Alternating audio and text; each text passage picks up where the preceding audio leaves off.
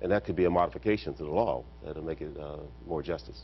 All right, a big, big subject that we've just started, but we'll end it there. Michael Melton, Khalil Mohammed, Nathan McCall, and Bishop Harry Jackson. Thank you all four very much. Thank you, sir. Thank you.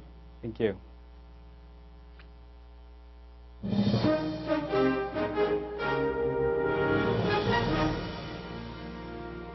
Again, the major developments of the day. Attorney General Eric Holder said he wants Texas to get federal court approval before changing its election rules. United States prosecutors indicted 4 Russian nationals and a Ukrainian for hacking corporate computers to steal millions in cash and goods. And a second juror in the George Zimmerman trial spoke publicly, telling ABC News she felt Zimmerman, quote, got away with murder, but there wasn't enough evidence to convict him. Online, the case for allowing more guest workers into the U.S., Kwame Holman explains. Yesterday, we featured the argument against more high-tech visas. Today, why such workers stimulate innovation and the economy. That's on Making Sense. And on Twitter, we hosted a lively discussion on curbing gun violence. All the comments are available on our homepage. And find the stories from our gun violence series there as well. All that and more is on our website, newshour.pbs.org. Jeff? And that's the News Hour for tonight. I'm Jeffrey Brown. And I'm Judy Woodruff. Excuse me. We'll see you online and again here tomorrow evening with Mark Shields and David Brooks, among others. Thank you and good night. Major funding for the PBS NewsHour has been provided by BNSF Railway. The William and Flora Hewlett Foundation, working to solve social and environmental problems at home and around the world. And with the ongoing support of these institutions and foundations. And this program was made possible by the Corporation for Public Broadcasting and by contributions to your PBS station from viewers like you. Thank you.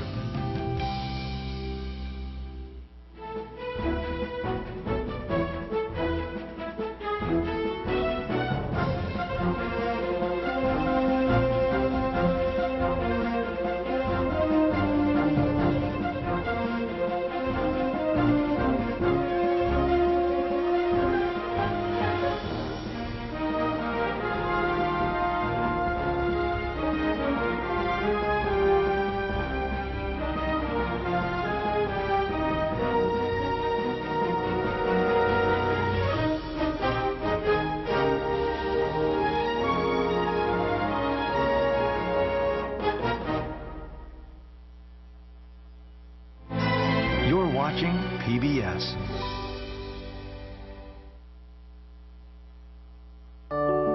KQED thanks our members and community partners for their support.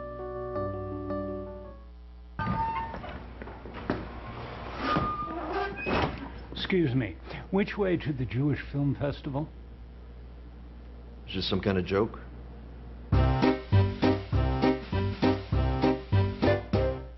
Join KQED at the Legion of Honor in San Francisco for KQED Member Days, August 8th and 9th. View the special exhibition, Impressionists on the Water.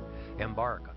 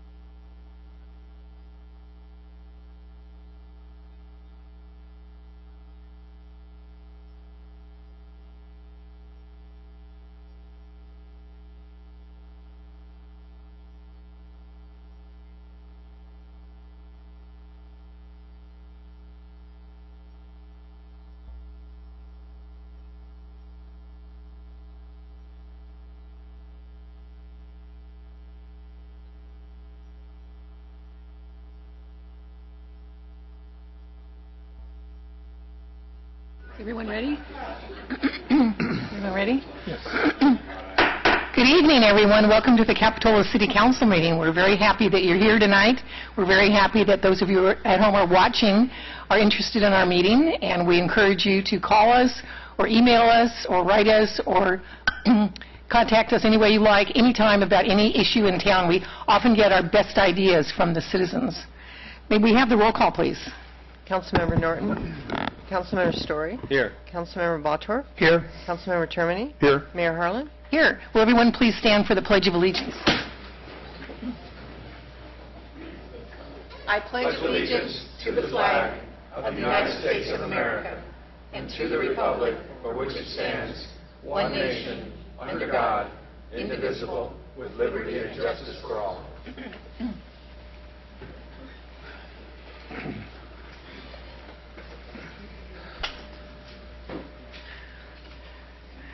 We have a couple of introductions tonight, and Steve, are you going to? I'd actually like to ask Eddie Ray Garcia, our maintenance superintendent, to come up and introduce Jesse Franchi, our new maintenance worker. Yeah, just go to the podium. No, Eddie Ray, the podium.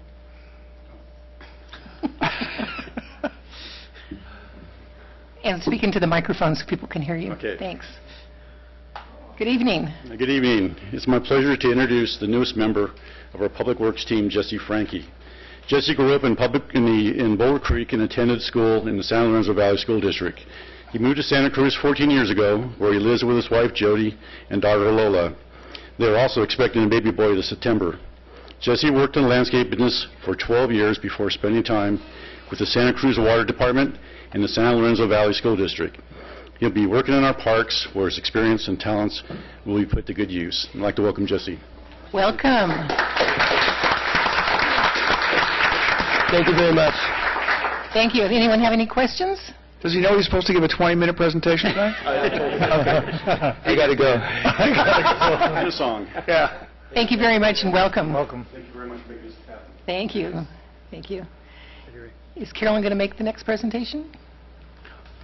Or are you going to make the announcement? Pass the keys. So it looks like we're on to the proclamation for Carolyn. The museum director. I'm sorry, for the museum director. Curator. And I believe Linda Smith is going to be giving us that. I'm sorry. Was that the...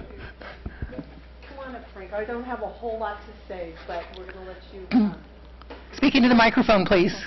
Thank you. So sorry. Good evening, council and city staff. I'd like to introduce Frank Perry, who has recently accepted the position of the museum curator. After 30, 40 years of local historical work, he brings with him almost as much knowledge as Carolyn has, and will be able to bridge the gap of her leaving and hopefully even bring her back in a large capacity. So Frank, please tell them a little about yourself. Well, it's a real pleasure to have the job of a museum curator. I'm really looking forward to it and looking forward to working with the city staff and members of the commission and volunteers and people of Capitola to make the museum the very best it can be. And tell us a little bit about your background. Background, well, I have worked on a freelance basis doing exhibits for a variety of museums and a lot of state park visitor centers in Monterey, Santa Cruz, and San Mateo counties. And I've written several books on Santa Cruz County history. I've done oral histories. I give lectures. I lead field trips on local history topics. So I'm hoping to bring a lot of those skills to this job. Tell us about your book on fossils. Ah, the book on fossils. That was my very first book. We know about you. Back in 1977. That was I got my start in writing books, and I've been doing a book every 2 or 3 years since then, on both geology topics and history topics. Great. Are there any other questions? You're following some tough shoes, Frank. Yes, I know that. Hey, don't ask us for a bigger museum, please. Oh, okay. All right. Speak for yourself. It could happen. It could happen. Welcome. We're really happy to have you here. Well, thank It's you. an honor for us. All right, thank you. Thank you. Now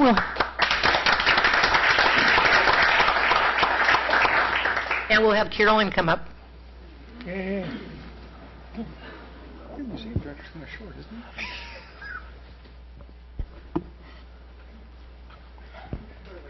All the way up. All the way. Oh. We have a lovely proclamation for Carolyn to thank her for her many years of service in Capitola. In recognition and appreciation of Carolyn Swift for service to the Capitola Historical Museum, July 1993 through July 2013, 20 years. Carolyn Swift served on the Capitola Historical Museum Board of Trustees beginning in 1991 and was selected to become its curator in 1993. Carolyn Swift is now retiring after 20 years of service. She represents the city on the Capitola Architectural and Site Review Committee on issues related to preservation of historic structures. In 2003, Carolyn Swift wrote the City of Capitola's Historic Context Statement, establishing an authoritative resource for the preservation of Capitola's historic structures and characteristics. Under Carolyn Swift's leadership, the Capitola Historical Museum has established an extensive collection of photographic images and artifacts related to Capitola history. Under her leadership, the Capitola Historical Museum Carolyn has helped to preserve the museum collection through several mishaps over the years, including vandalism, fire, and flood.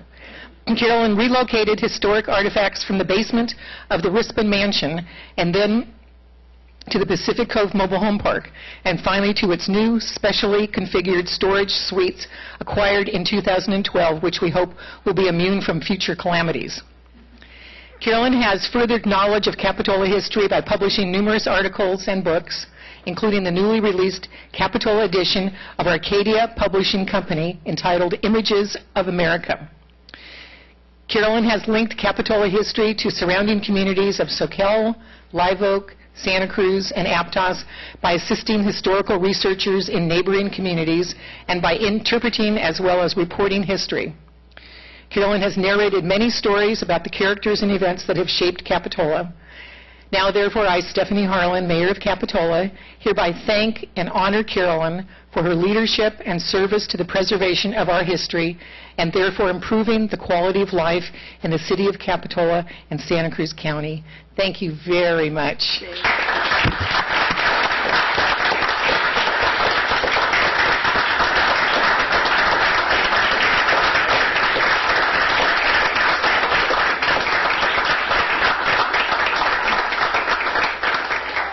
And she's also led many walking trips in Capitola that have been invaluable. So now you can give a little mini lecture for us. I'm going to make it very mini. But I hope heartfelt, because Stephanie, you helped me. Where's the camera? Oh, I love the camera. I became a museum board member through Stephanie's appointment 21 years ago, I think. And so it's very special to have Stephanie give me this at the moment that I'm leaving, because you were there at the beginning and you're here as I sort of land my plane.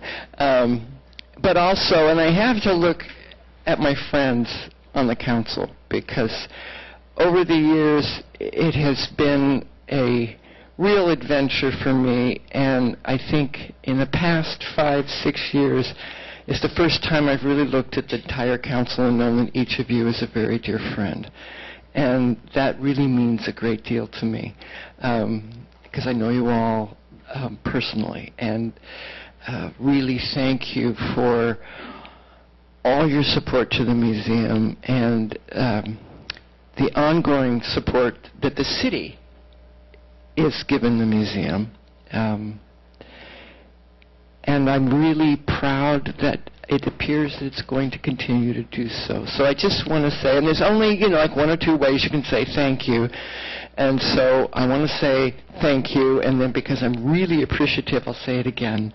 Thank you very much. And I'll still be here, and will be seeing each other in Capitola because I love this place. You're on the board of the museum now, right? Okay. One more story I want you to tell. You were walking through the village and you stopped at a vacant piece of land, I think, and vacant lot down there, and you found an artifact. Do you remember that? And, some Indian bones? Wait, you want to get? We don't have time for this. No, I used to work at Mr. Toots Coffee House.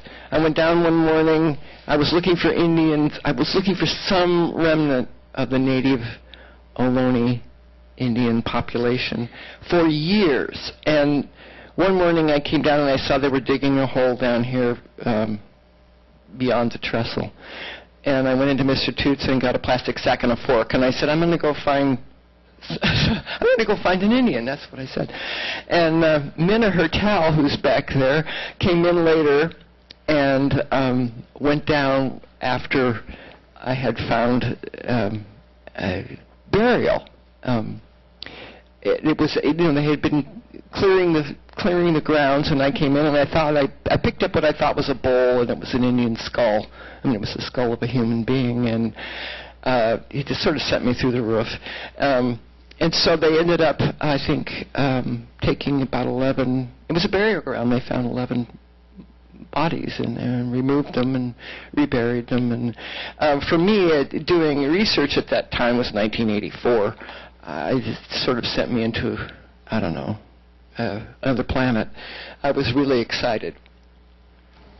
I remember that, and I'm glad you got to tell that story because that's you're one of a kind, one of a kind. I've always known that. Thank you, Carolyn.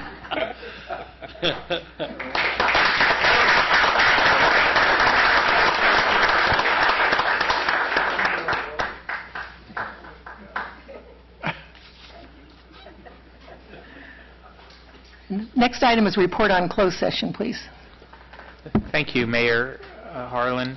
The items that the council discussed in closed session this evening were few. Those are listed on the first page of the council's posted agenda. The council, first of all, received a status report from Lisa Murphy concerning ongoing negotiations with the Capitola Police Officers Association and the Capitola Police Captains. Lisa provided the council with a status report, but the council took no reportable action in closed session. The council also conducted a performance evaluation of the city manager, but took no reportable action in closed session in connection with that performance evaluation. And finally, the council considered the tort claim of Sally Donnelly and had some discussion with the city attorney and city manager regarding that claim. Took no reportable action in closed session, but that item is on the council's consent agenda for open session action this evening. And that's the end of my oral report. Thank you. Next item is additional materials. Thank you, Madam Mayor. I just wanted to mention that we have received some additional material through email, and one of the items is 10A, discussion regarding the use options for the McGregor property. We received 6 emails, which you have in front of you, and there are also copies in the back. And we also received one additional material regarding considering options to fill the vacant city treasurer position, which is item 10C. Thank you. Thank you very much. Next item is additions and deletions to the agenda. Are there any changes? Then the next item is public comments. This is a chance for members of the public to get up and speak about anything that is not on the agenda. If it's on the agenda, please wait till we get to that item, and then you can speak. Good evening. Good evening, Mayor Harlan, members of the council and staff. I'm Uri Tavella. Recently you received an email from me regarding concerns about the paving of Gilroy and Riverview Drive, and that reflected not only my concerns, but concerns of a number of folks on both streets, and a broader concern about the visual impact on those streets and Riverview Terrace for residents and tourists alike.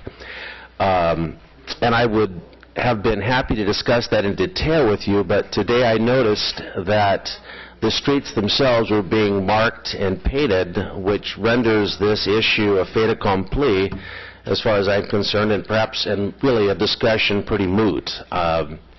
What I would like to do is invite Mr. Jesberg to discuss, because I know he walked the streets twice recently in response to those concerns, just a brief discussion, if it's appropriate, of his assessment of the work done and the metrics that were used to determine that the work was completed in a satisfactory manner. So those are my comments. Did you see his email in response to? I did not see an email in response to that. No, I did not. So those are my comments. Thank you. Okay, thank you very much. Steve, do you want to say a few words about it? Sure. The project, the slurry seal project that was recently completed on Gilroy, Riverview, and also up in the Cliffwood Heights neighborhood was a slurry seal project. It was not a repaving project. A slurry is a rough surface that goes on. It's similar to, I've heard equated to oatmeal that you pour out on the road and you let it harden. And I think the project that was recently completed is consistent with the other slurry projects we have done in the past. I think the final product was met our specifications and certainly the industry standards. I did walk it with the contractor who completed the work, and I know some other independent people have looked at it too, and I do think it meets. It's not a new paving project. Other streets in that neighborhood, Oak Drive and Sunset, were repaved about 5 or 6 years ago. The cost of repaving is about 10 times what we've spent on the slurry seal. So at this point, we've been going through some rough economic times. We didn't have money to repave. A slurry seal will add 5 to 7, maybe even 10 years of life to a road surface. So I do think it was completed per our specifications. The contractor has agreed to come back and do some cleanup.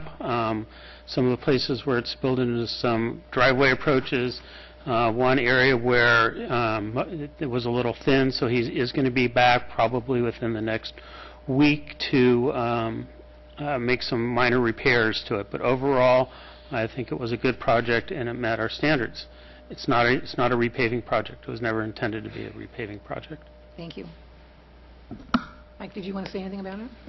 You know, I walked it as well, and I took your comments very seriously, and having been in construction for a while, albeit not a paving expert, I had a friend from Granite Rock that supplies this kind of material, and he was actually pretty impressed with the project because we seem to get more material laid down than some municipalities do. And I think one of the things we forget is the slurry outcome is only as good as the street that was under it to begin with.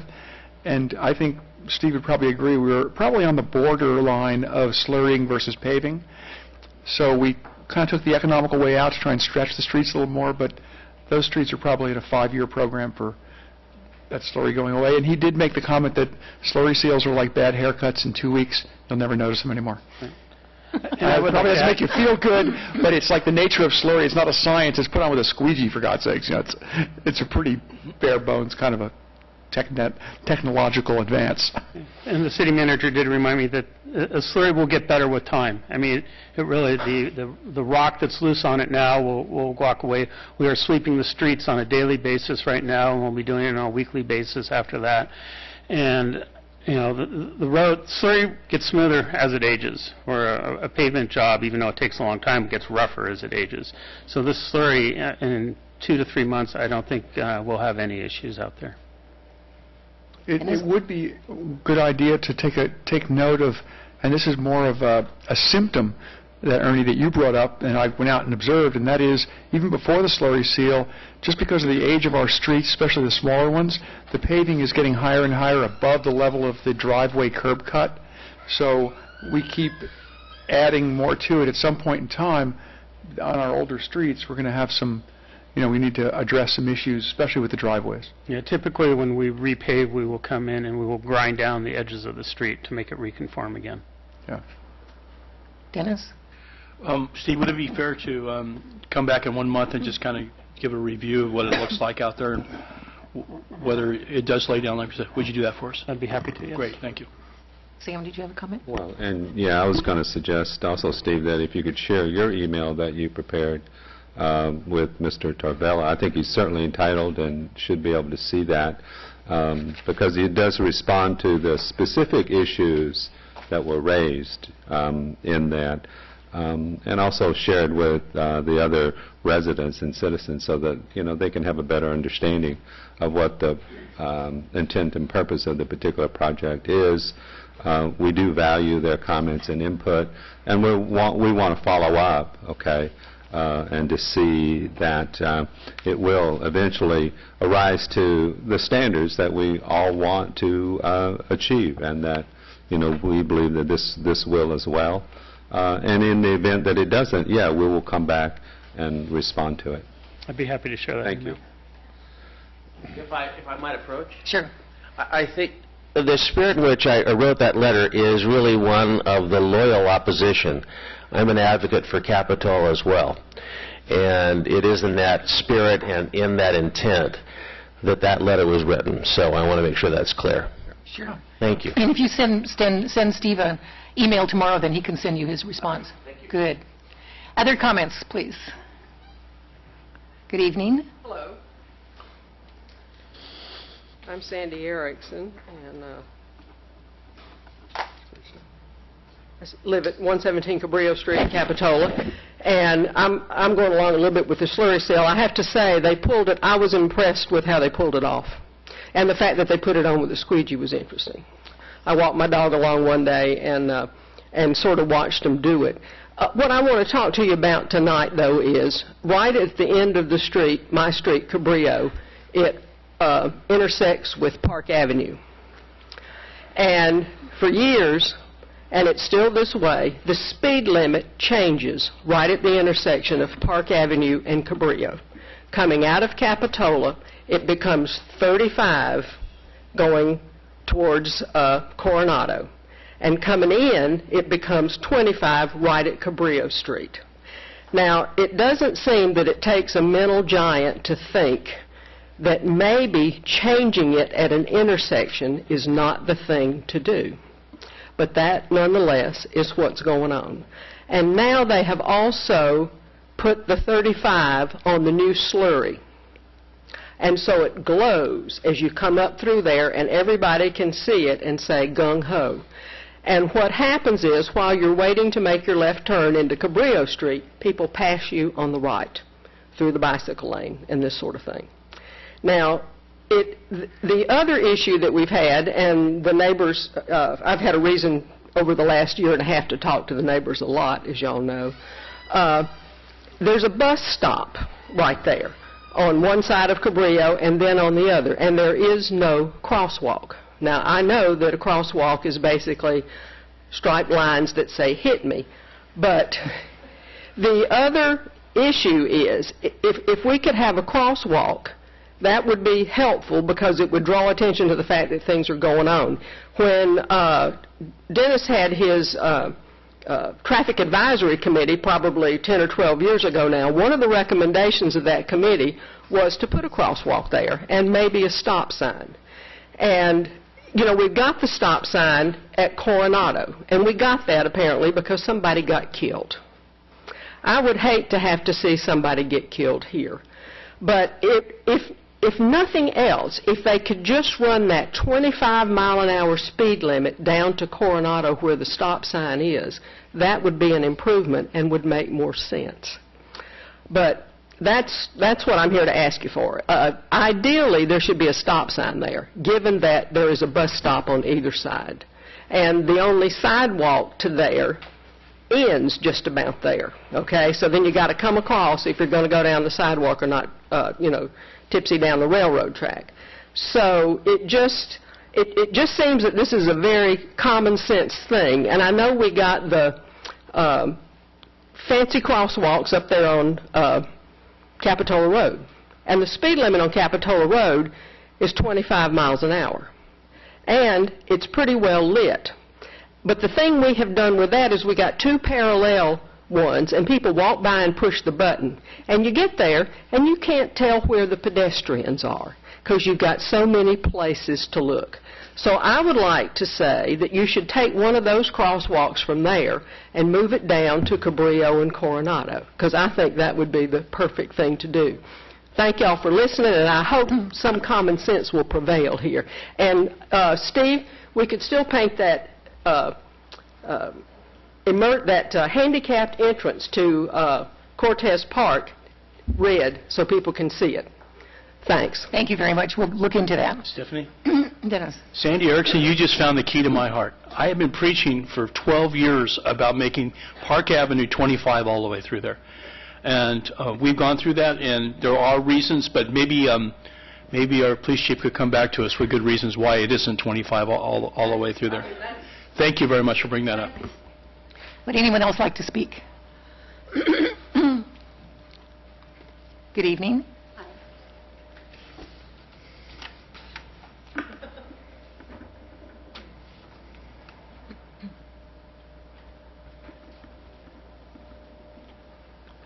My name's Joan Leitner. I live on 47th Avenue. And I had sent an email in, and I'm a little confused if I should go into this now because my email got lumped with the other agenda item for McGregor. But my question and the project that I've been trying to work on here has to do with the Rispin property, which I know is always difficult to bring back up, but I think it's worth at least investigating. So I'd like to run that by you and figure out how that could be separated from the other project at McGregor and looked at separately or in conjunction with or something. So as I mentioned to you, I don't know if this email went to everybody. I got a couple of replies, but for the others that maybe didn't get it or aren't looking at it, I would like to propose a dog park for part of the Rispin property as a memorial dog park in memory of Joshua Lavin, who was killed by a hit-and-run driver just over a year ago on Highway 1 after he rode across the country from the East Coast on his way to San Francisco with his dog.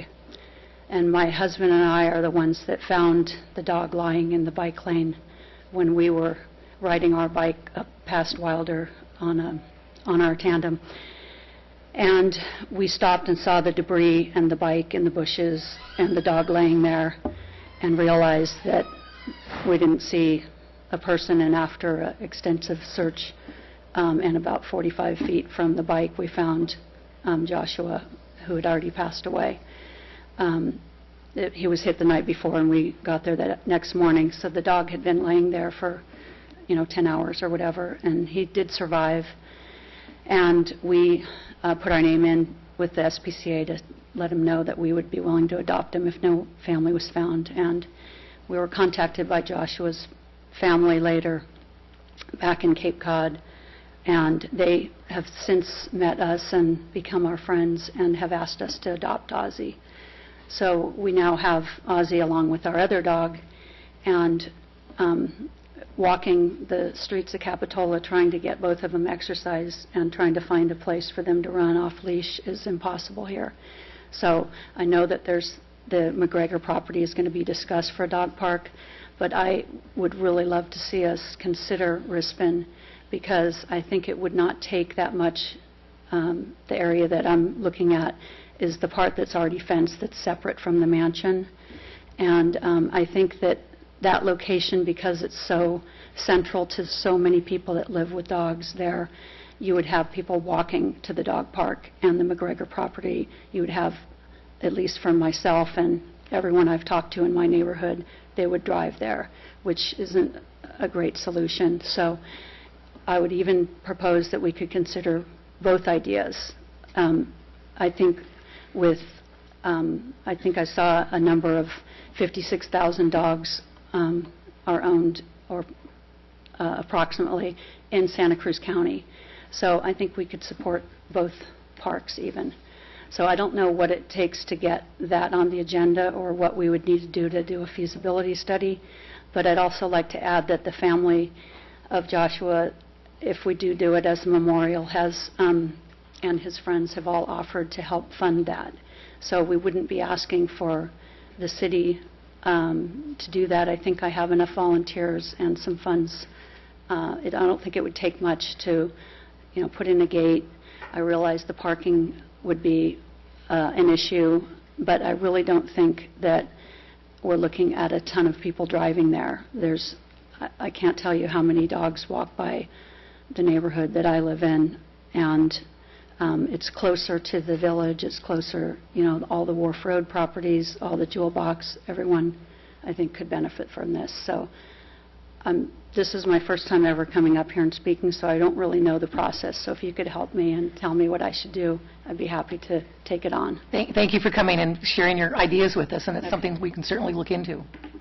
Thank you very much. Would anyone else like to speak? Good evening. Good evening. I'm Melissa Van Ness, and I'm actually neighbors with Joan. And I used to serve on the Environmental Council, and I had a lot of fun doing that. So hi to some of you who helped me with that. And I just want to support this idea. I think it would be so fantastic to have family-oriented, dog-oriented people. For the most part, dog people are good people. And it would be better maybe perhaps and almost like a watchdog thing. Then I don't know if there's any graffiti problems or homeless problems, but I would think that's the type of people we want to draw in to our city. And just living here for the last 10 years on Capitola Road, it does seem like it's going the opposite way. There's just twice as much traffic, twice as many tourists. I used to always be able to go through the village. I guess I'm sort of getting away from the point, but I just would love, at least on a trial basis, to see what happens. And I think it would bring the community together. And that's what all the dog parks do that I've been to in other places. So, thank you. Thank you very much. Would anyone else like to speak? Then we will go on to the next item, which is City Council comments. Any announcements? No. Any announcements? I have a couple. There have been some folks from Capitola Knowles who have approached me, and I think they approached both of us, Stephanie, back at election time. And it's something that totally dropped through the cracks for me, and that is there are several handicapped folks there that use lift line, and there is no place in front of the Knowles for the lift line van to stop because it's usually completely parked. If it's possible to put a loading zone space there, it would be great. I just want to throw that out just for consideration at some point. I think you may recall that was a concern. The lift line can also go to the resident's door, right, practically. And they can stop there and go to the resident's door. Yeah. Is it we're talking about a space on Kennedy? On Kennedy, yeah.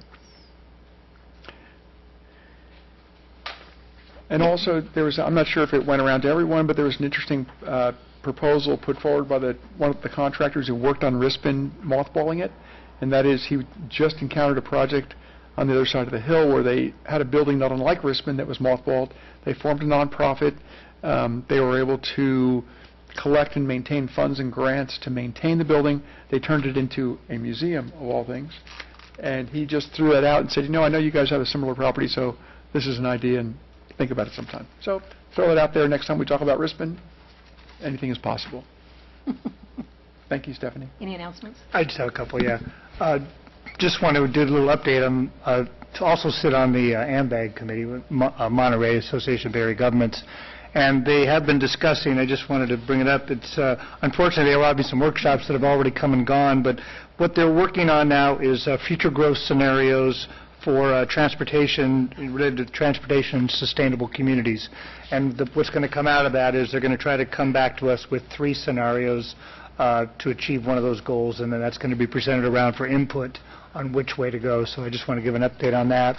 And the other thing is if I can get some technological support, possibly. Okay. But we're going with the other one. We'll come back to yours. Okay. We're going to come back to me when if anybody else has another announcement. Wharf to Wharf is this Sunday, so everybody get ready for it. There's going to be big crowds coming through town, and some streets closed for a while, and the freeway off-ramp will be crowded, and the buses will be going back to Santa Cruz, and people will be having a good time. And so I hope if you're not doing anything, come on down to the village and enjoy the festivities. It's always a really fun day. Stay out of your car till noon. Give yourself a break. Trust me. Yeah, the roads close into the village at 6 a.m. on that day. Ed, are you still going to talk about the AMBAG thing? Is that what you're going to do? I'm done with the AMBAG. No, I have another issue, but I need a picture. I'd like to give you a little input on the Go back ahead. on the Okay. AMBAG. AMBAG is in reality a combination of three counties. That's San Benito County, Monterey County, and Santa Cruz County. Yeah, transportation issues. The most important county to Santa Cruz County is Santa Clara County. Yet it isn't part of that study, and I know they're going through this in AMBAG, but we have really no connection or very little connection with San Benito County. So doing a master plan for transportation planning in Santa Cruz County, not including Santa Clara, is very unproductive in my eyes. I think that they need to include the major destination of people who work in this county as part of that transportation plan. So that's just a thought there when as that thing moves forward. That we're creating something that's very incomplete and not productive as far as regional transportation planning, unless we can get Santa Clara in there too. Yeah, that's a good point. I think right now they're dealing with the funding issues, but I can't bring that up because that's who we interact with. It seems like, but as was reported, 25% of our residents are going over the hill, so from Santa Cruz County. So that's a good thing to look into. I'll follow up on that. Thank you. We have photo. We have photo. Just want to say a few months ago we had the issue brought to us about adding tiles at the Esplanade for the. Started with the Home of Aloha, we ended up with Practice Aloha, and they just took this picture today. They were installed this morning, and that's our final product, which is, my screen was big enough, but to the right of this, just about, maybe 3 feet to the right, is where all the surf rules are. And I think because of the yellow paint there, it kind of accentuates it, so it'll draw people's attention to first Surf Capitola, then the surf rules. So a completed project. Just want to. Very good. Very good. Yeah, and thanks for your help on following up on that, Dennis. I know you run Very welcome. helping with that. Thanks. Any other council comments, staff comments? Then we'll go on to the next item, which is the consent calendar, which is a group of relatively minor items that are considered with one motion, unless a council member wants to pull it for separate discussion, or a member of the audience wants to discuss something separately. Would any council member like to pull any item? I'd like to pull a check register, please. That's item 9C. Okay. Anyone else like to pull anything else? I had one minor correction to the minutes, and I already gave that to city clerk. I'll move the consent with the exception of item C. Second. All in favor? Aye. Opposed? Motion carries. Okay, item C. You want to Go do it ahead, now, yeah. Steph? Okay. Two things. Robert Bothman Incorporated, the Capitol Avenue traffic calming. What was that, Steve? That was a traffic calming project on 38th to put the two crosswalks at 42nd Avenue. Okay. We had an extended warranty and withheld some payments from them until then. So that was just the final two payments for them on that project. Okay. Actually, we have another check, 73387, and it's for $13,900 to design community and environment. And if I'm correct on this check was for a period of April. Where are we with the billing on that? I know this is on our agenda. We're going to discuss this as far as it's going to come up on us. So I'd just like to point out that this check was for a back period, not for a recent payment. Did they actually do any work in the month of April? Because I didn't see anything. There has been a lot of work that's been done in this last month. More than the red lines crossing out the pages? That was done by staff. We did that work in-house. I'm glad we saved that money. I can't imagine what the check would have been if they did the red lines. Good evening. Yeah, there has been work done. The current billing is up to June. We just received a bill, so they're current with their statements and invoices. So we're seeing up till June in here? No, we just received the invoice for that one, but their invoices are current with the contract. What did they do for the $17,000? They've been continuing to draft the general plan. We've initiated the environmental impact report process. We had a scoping meeting that just took off. They've also been working on developing the build-out analysis, getting traffic counts, and then that modeling work goes into determining various impacts that implementation of the general plan would have, things like air quality, traffic, noise, And so a lot of that work is essential background work to get the general plan and EIR completed. I'm not going to further right now at this point, but I like this part of the discussion carried over into the general plan update part, because we're at 73% with them, and we're not even halfway done with the project. So that's going to be the issue. Yep. Okay, thank you. Any other questions on checks? Is there a motion to approve? Motion to approve. Second. All in favor? Aye. Opposed? Motion carries. The next item is 10A, and it's a discussion regarding the use options for McGregor property. Good evening, Mayor and Council. We're here tonight to discuss probably the next 5 to 10 years of use of the McGregor property and our options and what direction the council would like to see staff go in. This is a quick map to make sure everybody knows which property we're talking about. This is Highway 1 and Park Avenue intersection here. McGregor Drive comes off here. New Brighton State Beach is here. And so we own this portion of 4-acre lot off of McGregor Avenue. Here's a close-up of that parcel. As you can see, it's a 4.3-acre parcel. Most of it is woodlands and riparian area. And of that 4.3 acres, there's approximately a 1-acre area along the frontage roads that is usable for various uses. Tonight we're here to talk about which options we've explored and which ones we want to continue to look to use. The hotel site has been looked at. That site has been identified as probably a key or prime place to put a hotel with its connections to the New Brighton State Beach. The railroad property actually is at the bottom of it, so it could be ultimately a connection via the railroad corridor to the village. And over the past 9 years, the city has released 2 RFPs to develop a hotel on that site. There has been varied interest in it. There certainly have been hotel developers that looked at it and liked it. But for the most part, we have not received a formal proposal due to the cost of covering some of the site constraints. Those constraints include water service, sewer service, issues with riparian setback, and access issues. So at this point, staff has worked with the Water District and is at least taken a big step toward resolving the water issues there. Sewer issues still remain. There is no sewer service to the site, and it's about a 2,000-foot long sewer extension that will have to occur.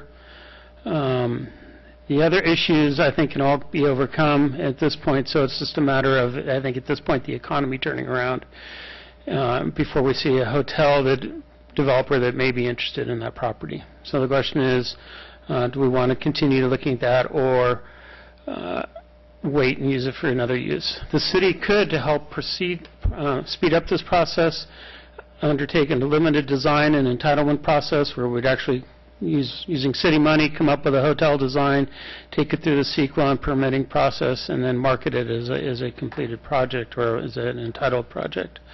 We estimate that cost about at least $100,000, depending on how far we needed to go before we got interest in the project. This was submitted to the city. I have no idea who made this sketch, but this is what somebody's conceptual picture of a hotel on the site. Capitola in the west is it, so this is the west end here. You'd have this drive-through portico here, parking here, and then I think it's about a 45 to 60 room hotel in the middle. So it'd all be fronting the freeway and McGregor Drive. Obviously underground parking on that. Yes, it did. It did have underground parking. Another option that we could look at is using the 1-acre site for a park. Staff believes that there's ample area for various uses. Some of those are listed in the agenda. Those would be skate park, dog parks, bike parks. You could also include tot lots or picnic areas or anything else you want in there. while we think it would work on an area basis, it's not an ideal location for all these uses because it's so far from the city center. That distance creates policing and maintenance issues. Certainly that's an area where not a lot of these resources are going now, both police and public works maintenance crews. So that will kind of expand our area of where we'll have to go. And there's pedestrian access issues. I mean, that's not right in the middle of a built-out neighborhood, and so there's going to be people having to walk on McGregor through New Brighton State Beach to get there. But from a space standpoint, it would work. Our recommendation, if we did want to look this, would be a temporary park until a better site is available closer to the city center. We estimate the cost to develop a park, and this isn't a finished park, this is just the park infrastructure, would be $100,000 to $200,000. The reason we have such a wide gap there is the amount of sidewalk we may want to build or other pathways to there as we get into, if we do move forward with the park development. So to give you an idea kind of what staff's conceptual idea is, would we have one area dedicated to parking, have some portable toilets up here and drinking fountains. We do have water to the area, and that would leave, this is 4 different areas that you could use for development of different uses. You could certainly cut these up or make them bigger. This is just something we came up with. Pathways in the middle, areas for landscaping. So there's no size given to these. It's an acre site. I think I estimated if you took 4 10,000 square foot areas for parking and 3 other uses, and that'll leave you a couple thousand square feet for the bathrooms and landscaping. They would all fit. So I think that you can see there's plenty of area in the 1 acre. The way it lays out, kind of a long, narrow lot, keeps a lot of frontage, so there's a lot of visibility from the freeway and the roadway here, and it would be possible to lay something out. One other option would be to continue what we're doing right now. It's vacant for the most part. We do use it as an intermittent construction yard. If we did want to continue using it as a construction yard, staff would probably recommend we do some better landscaping along the frontage and try and screen that a little bit more. When that lot is rented, we do rent it out at $1,000 per month. Recently, it's been rented out quite a bit to sanitation district projects. We've had it rented for about 90% of the time for the last 2 years, so it's done well from that standpoint. But ultimately, its use as a construction yard is obviously dependent on construction in the area. We do not charge, if we're doing a project, we don't charge our own contractors for its use. So the recommendations tonight is to provide direction to staff on the future uses for the site. If we want to use it at a construction yard, we'll continue to make it available and pursue options to improve the frontage. If the council chooses to put in a recreational area, temporary or not, we recommend that we utilize $10,000 to $15,000 in the CIP to develop a site plan, kind of formalize my bubble diagram there, and come up with some real plans and some real fencing ideas and real uses and things like that and see what we can get in there. We have talked with landscape architect Mike Arnone about this project. He has provided us a proposal. He's done a great job on other elements. He did the bandstand and also did the tot lot by the library for us. He's an excellent park designer. And if we choose to want to pursue the hotel project, we recommend that we release an RFP to find a project management company that can help us put together a project and try and get it entitled. That's the end of my presentations. If you have any questions. Thank you. Are there any questions? One point that I would add, we've been talking about McGregor so long, sometimes some of the background is important as well, is that this has been a city council goal to figure out the use of the McGregor for several years. And this last year in the council goals and during the budget sessions, we did identify McGregor, just developing a use plan and not necessarily a just any use plan for McGregor was one of the goals for the council for this year. So that's a little bit of the background on how we got to where we did today. So no questions? I have a question. I'd like to hear the police chief's opinion on this as a recreational facility.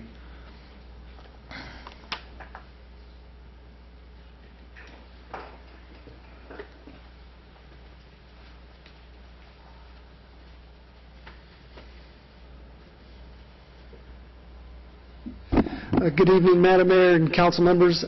Rudy Escalante, your police chief. I have met and talked with our public works director and the city manager. We've had some discussions.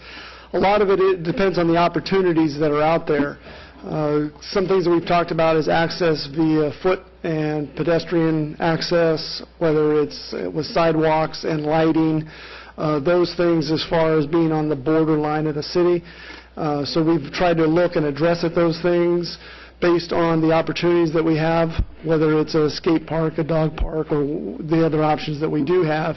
We have concerns about some of the pedestrian access as far as sidewalks and with the amount of vehicle traffic over there, but we also look at what the opportunities are for the general public that we can provide them good uses for. And so there are opportunities there, and depending on the direction that you give us, we would obviously then look deeper into what those problems might be if whatever the site is that we put on it.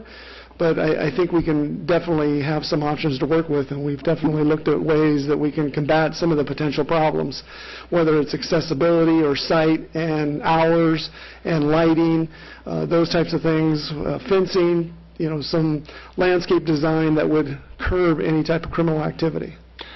Okay, I'm going to try to summarize what you said if I'm reading into this. There was a proposal up there between $100,000 and $200,000 for improvements, sidewalk lighting. And if I read what you're trying to say in between the lines is without putting those improvements in, it might be more of a nuisance, but if the improvements were provided, it might be manageable. Most definitely. Okay. If there were no improvements there, we would be looking at some additional issues. Okay, great. Thank you for that input. One other point that we've really stressed, and I think is very important in park design, is getting a lot of eyes and activity in a facility like this.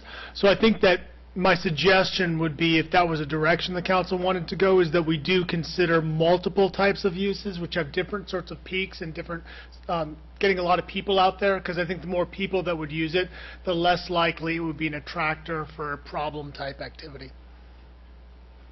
Thank you very much. Any other questions?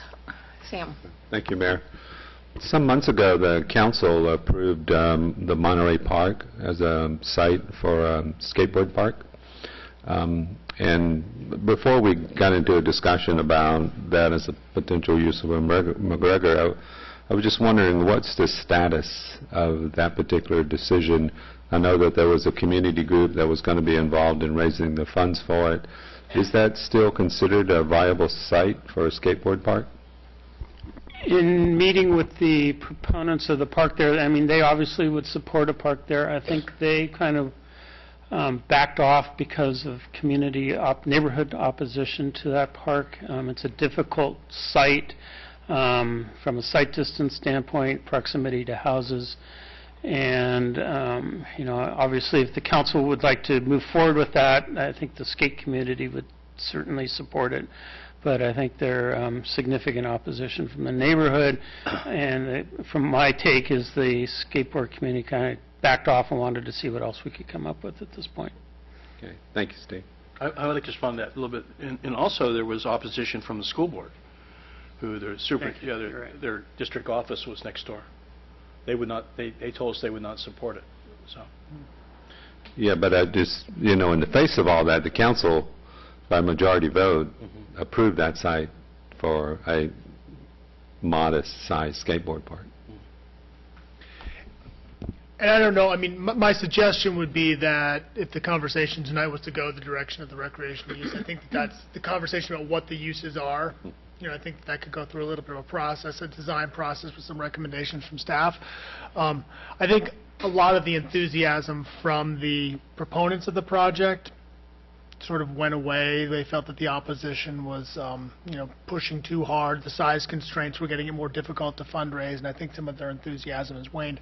But you're right, the last direction was that was the site. So unless this becomes a more viable opportunity, that does remain the site. One of the keys, I think Steve mentioned this, but I'll just reiterate it, is in the model of the recreation facility, we're imagining that basically any facility could be developed sort of by a private party on contract with the city. If it was bike, dog, skate, any of these things potentially. So it wouldn't necessarily be a city project per se. We'd be setting up the infrastructure to make it available for the use. Any other questions? Then this is a public hearing. Would anyone like to speak on this issue? We did get a couple of emails about this also. Good evening. Good evening. I'm Michaela. I wrote a couple of emails and sent you a fax in support of a dog park. And I think you probably also got some statistics that there are 56,600 dogs in the county. Actually, that was in 2010. So God only knows how many there are now. But that, and then in Capitola, there were 2,139 dogs. So I would assume there's probably about 4,000 by now. And the fact that there's nowhere to go, it's been so difficult. When I first got my dog, I would have to go all the way to the Polo Grounds or Pacheco because they were the only legal fenced-in areas that were safe for her. And then since then, we went to 20th Avenue Beach, which has been a long-time de facto off-leash dog beach.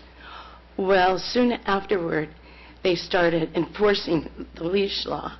So for over 2 years now, we've been in a fight with the county to just get off-leash hours there at least. So we're in the process, and now the Parks Commission is evaluating doing a pilot program. So who knows how long that'll take, probably another 6 months or so. But anyway, I just think that, I pretty much said what I wanted to say in my emails. But the one concern I have about multi-purpose use would be to have a skateboard park right next to a dog park, because many dogs are kind of afraid of skateboards. So I think that's just something to consider if you're going to do both of them in the same area. Also, my heart breaks when I heard Joan's story about her dog and how the man rode all the way across country, and how nice it would be to have a memorial at Rispin. I think Rispin would be great too. I know there's so many political issues around that, but I mean, there's one option to have a dog park at Rispin and then a skateboard park at McGregor. So that's all I have. Thanks very much. Thank you. Would anyone else like to speak?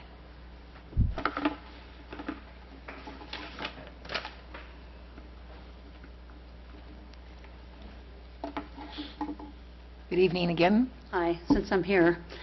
So the McGregor property, I never really considered until just like the last day or so since I heard it was in discussion. And again, I kind of said that I really think that even the amount of money that you'd have to spend to make that property even something that I'd want to try to walk to with the dogs seems pretty outrageous, to be honest. I mean, realistically, you're talking it could be a couple $100,000. And when I think about like Wharf to Wharf this weekend, and just this time of year living in the village, even to drive to that location for me, being, closer to the Jewel Box, is kind of an ordeal, really, on the weekend or beach time. You know what I mean? I try to stay out of my car as much as possible. I try to ride my bike or walk the dogs, but that's really, like, not that realistic that I'm going to be walking them over there. So I really want to, try to visualize what you guys are proposing. Of course, if you do it, I'll deal with it and I'll use it, because it really is difficult when you have dogs. They just can't exercise on their own. I mean, I can throw the ball in the backyard a little bit, but it's just not the same. The off-leash It's critical for them, and the socialization too. And I really think in talking to some of the neighbors about this idea of Rispin, the other thing is just that the neighbors will start talking to each other. I mean, I've lived there 8 years on this street, and I only know a few of my neighbors. And when this all came about, and I started kind of knocking on doors and asking people what they thought, and creating a petition to see if I could gather names and comments, it was just overwhelming how many people said, well, yeah, that would be great if, everybody's sick of just seeing Rispin fenced up, and it's great that we have a cutover to get down to Nob Hill or to the post office or whatever, but it really, I don't think would take that much to have that going. But back to McGregor, just the location itself, when you look at the overhead map and see there's no houses nearby, so it's all the dog owners and even the skateboarders. Now you have skateboarders that are going to be either driving or skateboarding a lot further through the streets to try to get there. So I do think, though, a park use versus a hotel, the amount of money that you need to put in to bring sewer and all this other stuff, again, I'm fine with porta potties. So, but again, before I was hoping you would give me some feedback on Rispin, and I guess that's not how this works. So can you kind of tell me, at least while I'm here, what to expect, or what's the next thing I need to... Why don't you be sure and put your phone number down there, and then I can call you. Okay. And then if the council decides that they want to put it on the agenda, then we'll put it on the agenda for a separate discussion. And it's actually on my email. Should I leave it there, or is this easier for you? I'll put my cell number. Sure. Or, yeah, an email is good, too. Okay. And would it be helpful to go the route of this petition and have comments from the community as well? Would that help you guys in deciding anything? Yes. Okay. Absolutely. So I could forward those maybe, or... Sure. Okay, great. Thank you very much. Any other comments on this? Then I'll close the public hearing and bring it back to the council. And one thing that I'd like the council to consider is that I have a call in to the superintendent of state parks, and they own the land right next to us. And they have not had plans to do anything there for a long time, nor the money. They were lucky that they had the money to remodel New Brighton when they did that. But I'd just like to ask him if there's any chance that that might be for sale. And if we ever did put something together, we'd have a bigger piece of property there, or a developer would have a bigger piece of property. So I'd kind of like us not to make a final decision tonight if we can. I think he's on vacation this week, because I've called a couple of times and I think he's out. So maybe, I'll be meeting with him next week, and then at least we can get that started. It's probably a long bureaucratic process for him to get the okay or get an answer from Sacramento, but it's a pretty big piece of property. And at one time, they were thinking about moving their corporation yard there. They have a corporation yard over in back of Manuel's Restaurant in Seacliff, behind Sam's office, his former office, to be. And they were thinking about moving that equipment to this property, but they've never done anything. So I don't know what their long-term plans are for that area, but I think it's a fair size piece of ground. You want to start out? Sure. Okay.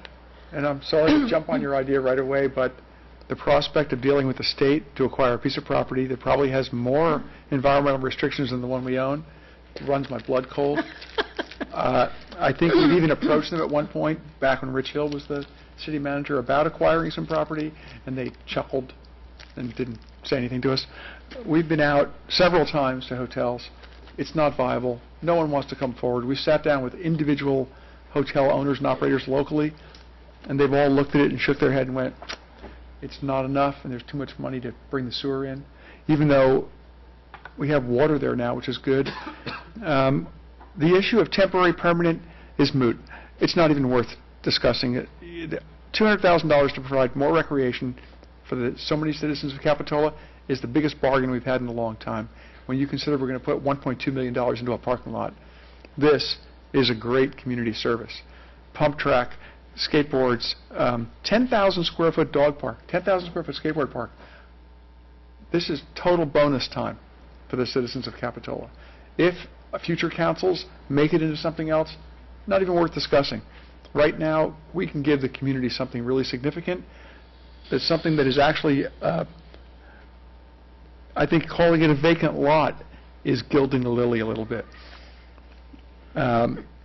This is a great plan, and you know, originally I wasn't in favor of a skateboard park in this area because it was so secluded. But I never considered it in terms of other uses. The tot lot, the dog park, the skateboard park, pump track. This pretty much models Scotts Valley's very, very successful Sky Park skate park that has all of these elements within it, and they all coexist nicely. So, you know, for such a small investment, we have citizen groups all ready to do more to augment it. And I think that, again, we have to consider the walkability, but we can overcome that. And I think we need to attack the Safe Pathways to School grant program. It's time that we improve this area. The edge of town seems to be the only area we can use the word skateboard in our agenda and not have this place filled with people not wanting it. So I'm sorry to say, because of the density of our city, the edge of town is where a skateboard park would ultimately be able to be put. So I'm wholeheartedly in favor of the park idea. What the size has become, I'm not familiar with, you know, the pump track concept. I know that 10,000 square feet is very adequate for a skateboard park area. You know, 10,000 square feet for a fenced off-leash dog area is ample and nice. I wouldn't mind it being twice as much, but that's just me. So those are my thoughts. I'm all for it. I'm ready to drop the gavel on it tonight, and I'm going to sit back and hear what everybody else has to say. Would the noise of the skateboarders bother the dogs? You know, in Scotts Valley, they don't really have the issue. It's a little more separate. So we would have to be a little more strategic so that Area 1 might be the dog park, Area 3 might be the skateboards. You know, there's ways to do it. Parking could be in the middle, separating the two. There are ways to overcome that. It's not that difficult. And it should be noted that we're not going in here to do wholesale logging of an environmental area. None of the habitat is going to be touched. It's going to pretty much remain 3/4 of it the pristine area that it is now. And I don't think that the skateboard noise will bother the cars going by the freeway. So that was a joke.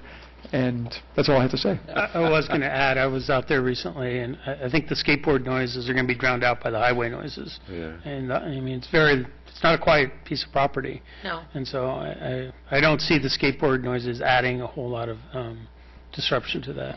How many cars do you think that could park in there? You know, that's going to have to be part of the analysis, how much we need to park, because there is absolutely no off-street or off-site parking or on-street parking in this area.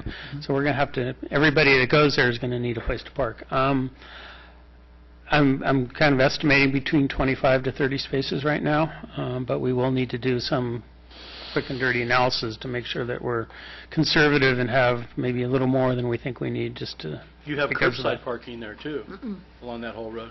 No, there is no parking along that right now. There's a bike lane right along the curb. So, you know, if we're successful in acquiring state property, haha, you know, then we could then maybe add a sidewalk and some on-street parking along there, but that's a ways off. May be able to get it scratching a few without acquiring that property, but then I don't know if we can do that in a sidewalk. So, I think it's important we park everything we can on site. There's a great park up at SoCal High called the Field of Dreams that Sandy Pensinger is involved in, and it's about that size, about 10,000 square feet, well used. We did some work on it. It's a nice project, nice event. Nice. Sam. Yeah, thank you, Mayor. You know, since I've been on the council, I think this is probably about the 6th time that we've discussed the McGregor property and what we're going to do with it. And so I'm hopefully that this is our last time, but I'm kind of, you know, where's a land use element when you really need one, kind of right now. But I did, the last time we looked at our land use, one thing that struck out at me is that for even a community as the size of Capitola, relatively small in the scope of things, we don't have very many parks. The percentage of parks and open space is actually, below the norm, as I recall. So I think that we would be moving in the right direction to preserve this space as open space or as park space, a dog park, and I think also a skateboard park. When we were discussing the skateboard about a couple of years ago in Monterey, I was a vote against that because I felt that it gave both the proponents and the opponents to the skateboard something that they didn't want. The residents don't want a skate park in Monterey Park, and the proponents don't want to have a small skateboard park. It's just not attractive to them. And it seems to me that this would give us the size and scope to have a destination skate park and potentially also a destination dog park. And on the access issues, I guess I wanted to have everybody look forward to this butts up against the rail trail. And eventually there will be bike trails, hiking trails, and maybe even a commuter train. But it's right adjacent to that. To me, that answers the question of having eventually, and I know that's long-term thinking, but I think that that's what we need to do up here, is looking into the future. And so the potential of having that right next to the rail trail and having this property and these parks accessible from the rail trail would be a wonderful project, a legacy project for the residents of Capitola. So I would certainly support directing staff to start looking in this direction, us making a final decision. Through all the years, of discussions about it, we've gone out to RFPs for hotel developments. They haven't really panned out. And this property has just kind of languished. It's kind of become the Rispin of the, what would that be, the north. So, yeah, I say let's get off the dime. And concerning Rispin, I think maybe it's time. It's been a little while since we really have come back to that. But maybe we should also ask staff to agendize on that for some future agenda, maybe in a month or so, for a discussion of the status of the Rispin and also the long-term prospects for that and what we may want to use there, because that will potentially affect what we do with McGregor, because I think that we want to have a kind of a complementary and balanced approach between those two major open spaces of what we do at either one of them. So those are my thoughts on it, and I would like to see us direct staff, as I said, to look at some dog park, skate park options, and other potential recreational uses, open space uses, trying to have a design that will create buffers in between those, so that they have some sense of separateness there. So those are my thoughts. Thank you, Mayor. Dennis? Okay. My original preference for this property would be to have a hotel there, but the wisdom of this council in the past probably dictates that that's not going to happen.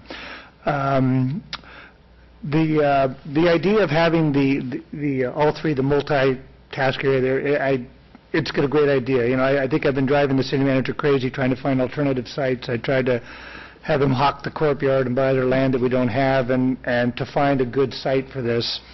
And the closest skate park to us now, I believe, is in Live Oak, which puts it on the other side of the creek. And when we think about this location, it's actually adjacent to Cliffwood Heights and to Depot Hill. It makes it accessible, so we just have to deal with the other side. And I think most of the families that might be using it are probably going to be closer to it than we imagine.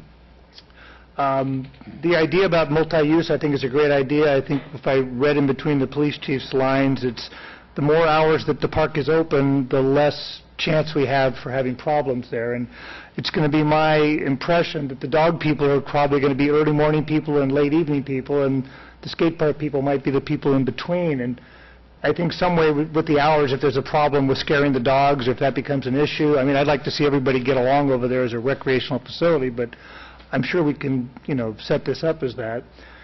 I sat in the audience as there were numerous promises about, providing a skate park, which we just haven't been able to deliver just because there's no suitable land. And, I don't think we're going to be creating any more of it, so maybe it comes down to this is our best option. I think it's the whole, if we build it, they will come thing. I think if we put in something decent there, and if we can get other people to maybe fund this as that they were last time, it could be, it could be a great thing. So I support this plan for a multi-use, everything we want to put on there, skate park, dog park, and like I said, let's just make it happen. Thank you. Dennis. I heard some good arguments tonight to turn this into recreational area. I'm going to point the finger at us as a council, and probably the previous council, that the term temporary has become so much a part of our vocabulary that we don't know how to get out of that. And I'll give you examples. There's Lower Pacific Cove, temporary. Rispin, temporary use. Jade Street, temporary because we don't own the land. It's a temporary thing. We have to make hard decisions. And we've mulled this over a number of years. And we've explored the hotel scenario. It hasn't worked, and it probably won't work. But we have to make a permanent decision here. We have to make a decision, is this going to be a recreational area? And is it usable to the people of Capitola? Well, in many ways, it solves many problems. Number one is the issue of skateboards. We all know that we cannot put skate parks in urban areas. It just, if you get them in there, you have problems. And so, does this solve that problem? Yes, it does. The difficulty is how do you get kids safely over to this area? The dog issue, we know that we have a dog issue problem when you tell us that we have 4,000 dogs in the city capital, probably twice as many dogs as kids in our city, that we need some place that people in our city can take and take their dogs off the leash and run them. And so there's a need there. What's happening in the county with the loss of the BMX park over at the Aptos Center opens a whole new possibility for those kids that do that kind of biking. And remember, with this geographic location, it's not only serving Capitola, it's serving the county of Santa Cruz, and it's also serving everybody that goes to that state park. And believe me, a lot of people go to that state park, bring their dogs. And you cannot take your dog off a leash in that state park or on the beach either. So that gives them an opportunity for recreational use there, as well as people coming who are bicycling or bringing their skateboards. So the recreational use of the city Capitola is taken into account here, but we're also serving the county, which we're right on the edge of, and the state park system. That also goes, I think, in many ways for policing, because this road here is also traversed by the county sheriff's department. It's also right adjacent to state parks, who has a policing department. So in many ways, we have as much policing over in this area as we have anywhere in town, because we have 3 different jurisdictions that touch each other. This property backs into the rail trail. Someday, a major transportation network across the county, easy access onto this property, will be able to bring people that way. I walked the other day from New Brighton Middle School all the way to this property right here without going on McGregor or Monterey Avenue. There's ways to go through that neighborhood and come along on publicly owned lands for kids without going on the major roads and make it safe. And part of it is walking actually through the state parks. And so that can be done. You can bring kids from New Brighton Middle School without going on those 2 major roads.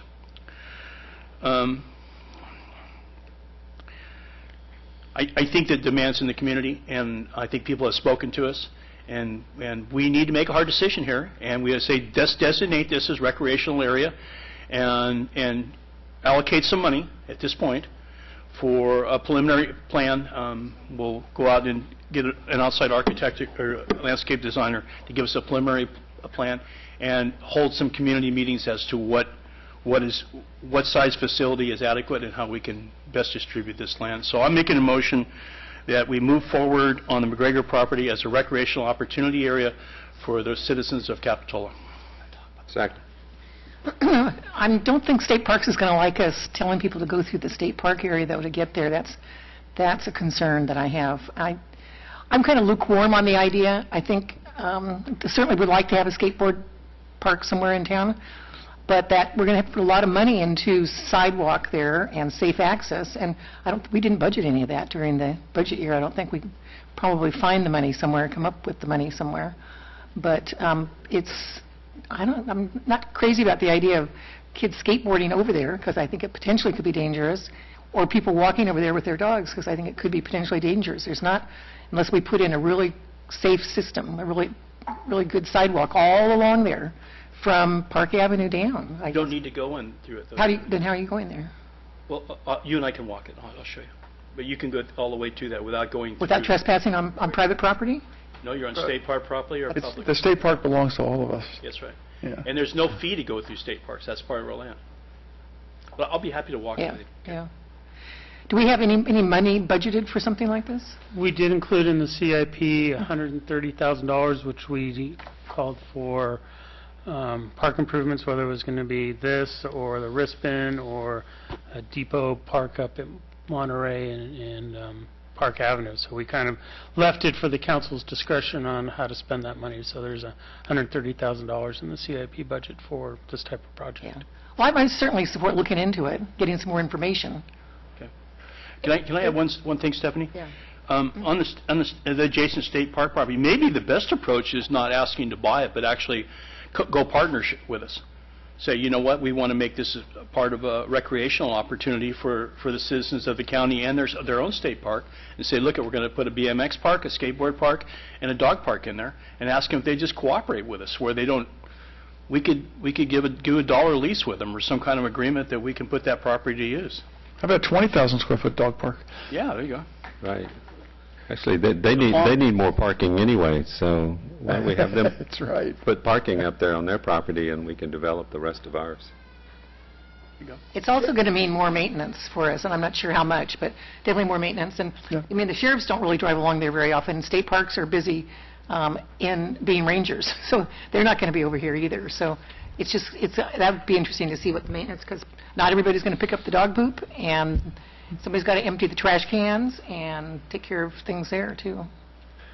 And I do want to be clear that this, the cost, the $100,000 to $200,000 that we came up with was for sort of bare bones facilities for whether it's temporary, 10 years, but it's not a Sky Park level finished product.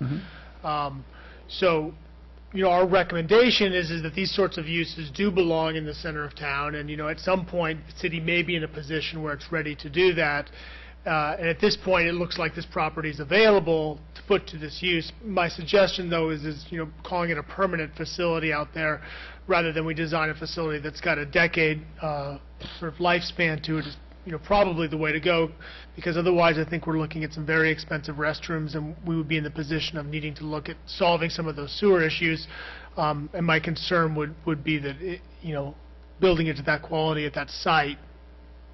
We'll leave that for the future. Yeah. So it could be temporarily forever. And I think that's a fine approach. At this point, that it is temporary, and it could be. No, my temporary motion forever. is not to make it temporary. Yeah. This is a recreational. If the future council wants to change it, fine. This will be a recreational area. The hotel thing is gone. That's my motion. Well, but if even the next month the hotel approached us, wouldn't you want to look at that? No. I would. Well, if we haven't spent $100,000 yet, I'll listen to them, but I don't see anybody lining up, and we really beat the bushes on this one. We went to Chris Ferranti, who is on the Rispin project, and she waved us off. We went to Mark DiNapoli, too. DiNapoli. It's the biggest hotel over in the country. He told us 100 reasons why it wouldn't work, and that was 8 years ago. If you had a project on there, it would be a red roof in. It has everything wrong with it. It's bad urban planning. It's a bad location. It doesn't have enough room. It has environmental constraints. Everything says that a hotel doesn't work, and that's why nobody's taken it. But of course, we do need a new Rispin, so this could be our opportunity to talk about something for... Even though I like the idea, Dennis, I think what I'm willing to do, just, to try to get this to move forward is when I looked at the first proposal, it was about $10,000 to $15,000 for some plans to look at potential for the site. Phase 1. Phase 2 would be $100,000 to $200,000 for improvements. I think, maybe it's an opportunity to reach out back to the skateboard community and see if they're willing and becoming partners in this, and see where that goes. What I'm willing to do tonight is say, there's not a lot of land. This is a good site.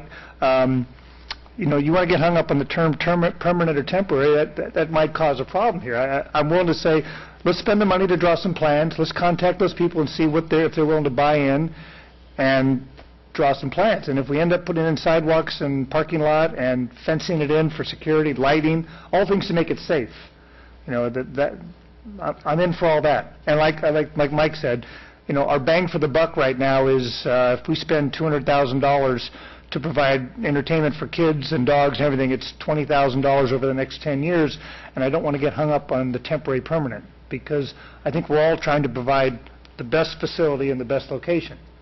Do you think realistically, if you get a skateboard park in there and you get a dog park in there, you'll ever get them out of there?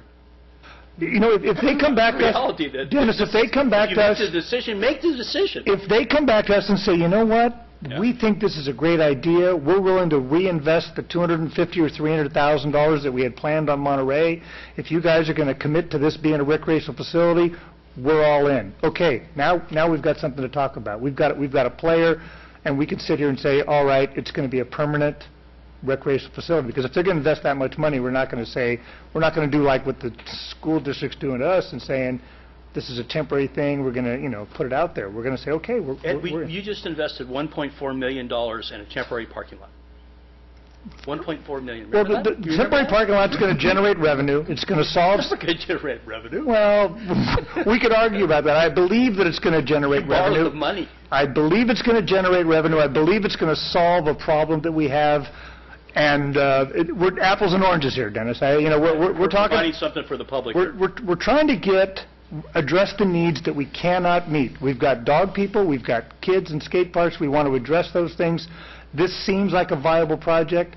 I'm all about spending $10,000, $15,000 to draw up some plans, contacting the people. That's where I'm at. I'm with you on that. Okay. I'm with you. I'll have to call the question on this one. Oh, yeah, I just, just trying to get back to the motion, and I think the intent and spirit of it, and maybe to flesh that out a bit. I seconded the motion based upon the principle that I think we just need to make a decision about what direction we're going in. And that was, for me, the intent of Dennis's motion, is that we're going to dedicate this piece of property for recreational uses for the citizens of Capitola. That's kind of how I heard it. And I am concerned even if we spend $10,000 or $15,000 to do some designs, but then somebody comes forward, a developer, and dangles the project in front of us, and then we change our mind and follow that, and we've lost the $10,000 or $15,000. So I just want to be clear, I'm not in support of making a half-hearted decision and saying, oh, after we spend some money, if we get another attractive project, that we're going to chase that. To me, that's the Rispin scenario, and I want to try to avoid that kind of indecision, and where we end up with a parcel of property that is inaccessible to the community, for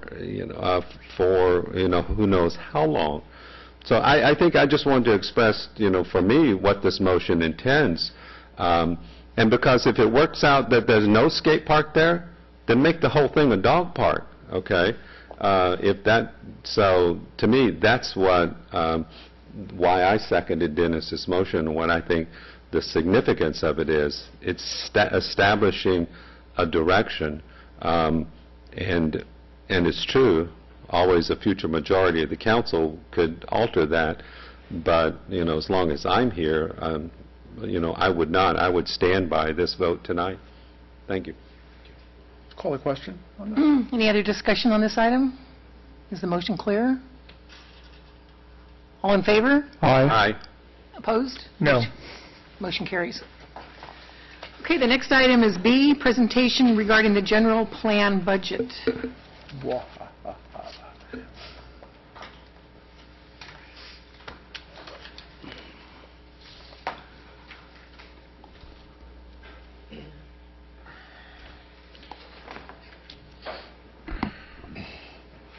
Good evening, Madam Mayor, council members. I'm before you tonight to respond to the direction received from the council at your June 13th hearing to return with more detailed information related to the general plan budget and to provide a better illustration of how our modified work approach would affect the general plan documents.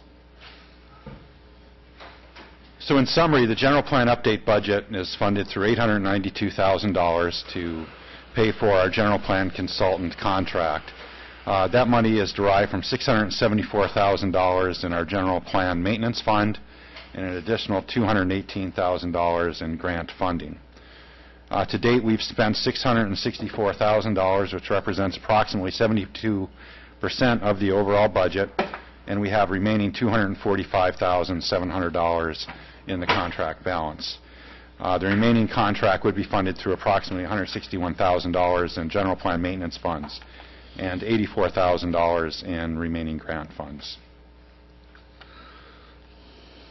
So the scope of work that was provided to the consultant included 32 tasks.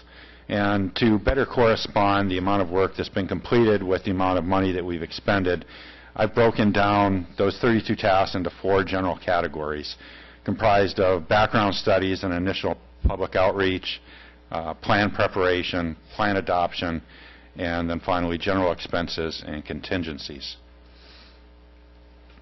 Shown another way, approximately 45% of the overall project budget was allocated to fund the background studies and public outreach, kind of the visioning process that kind of kicks off the general plan process. 41% of the monies were allocated for plan preparation, and then much smaller portions, approximately 8% for plan adoption and 6% for general expenses and contingency monies. So the status of the general plan update budget, grouped again by those categories, is the background studies, public outreach, all that work has been completed and it's been billed out about 99%. So for all intents and purposes, that portion of the project is complete. We're currently in the plan preparation phase of the project. This entails drafting the land use element map, the general plan, developing the goals and policies, our climate action plan, the zoning ordinance, the local coastal plan, the environmental impact report. So there's a lot of documents to draft there. There has been some recent progress. As I mentioned earlier, we did initiate our environmental impact report over the past several weeks, and we do now have a complete drafted general plan that's being reviewed internally. So we do have some more materials that have been produced over the past couple of months. The plan adoption process has not begun yet.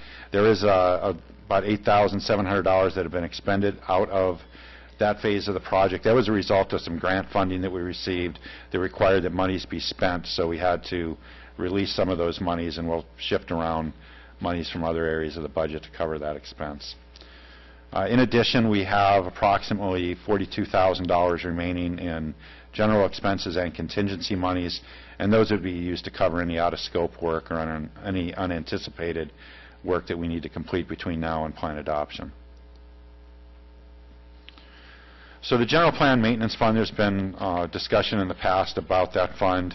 It's providing most of the financing to complete the plan.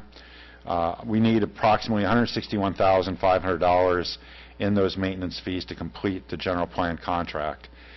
Projecting out through this year, we believe that we currently have a balance of $135,000 in that account. We project that we'll receive an additional $70,000 over this next year in revenue.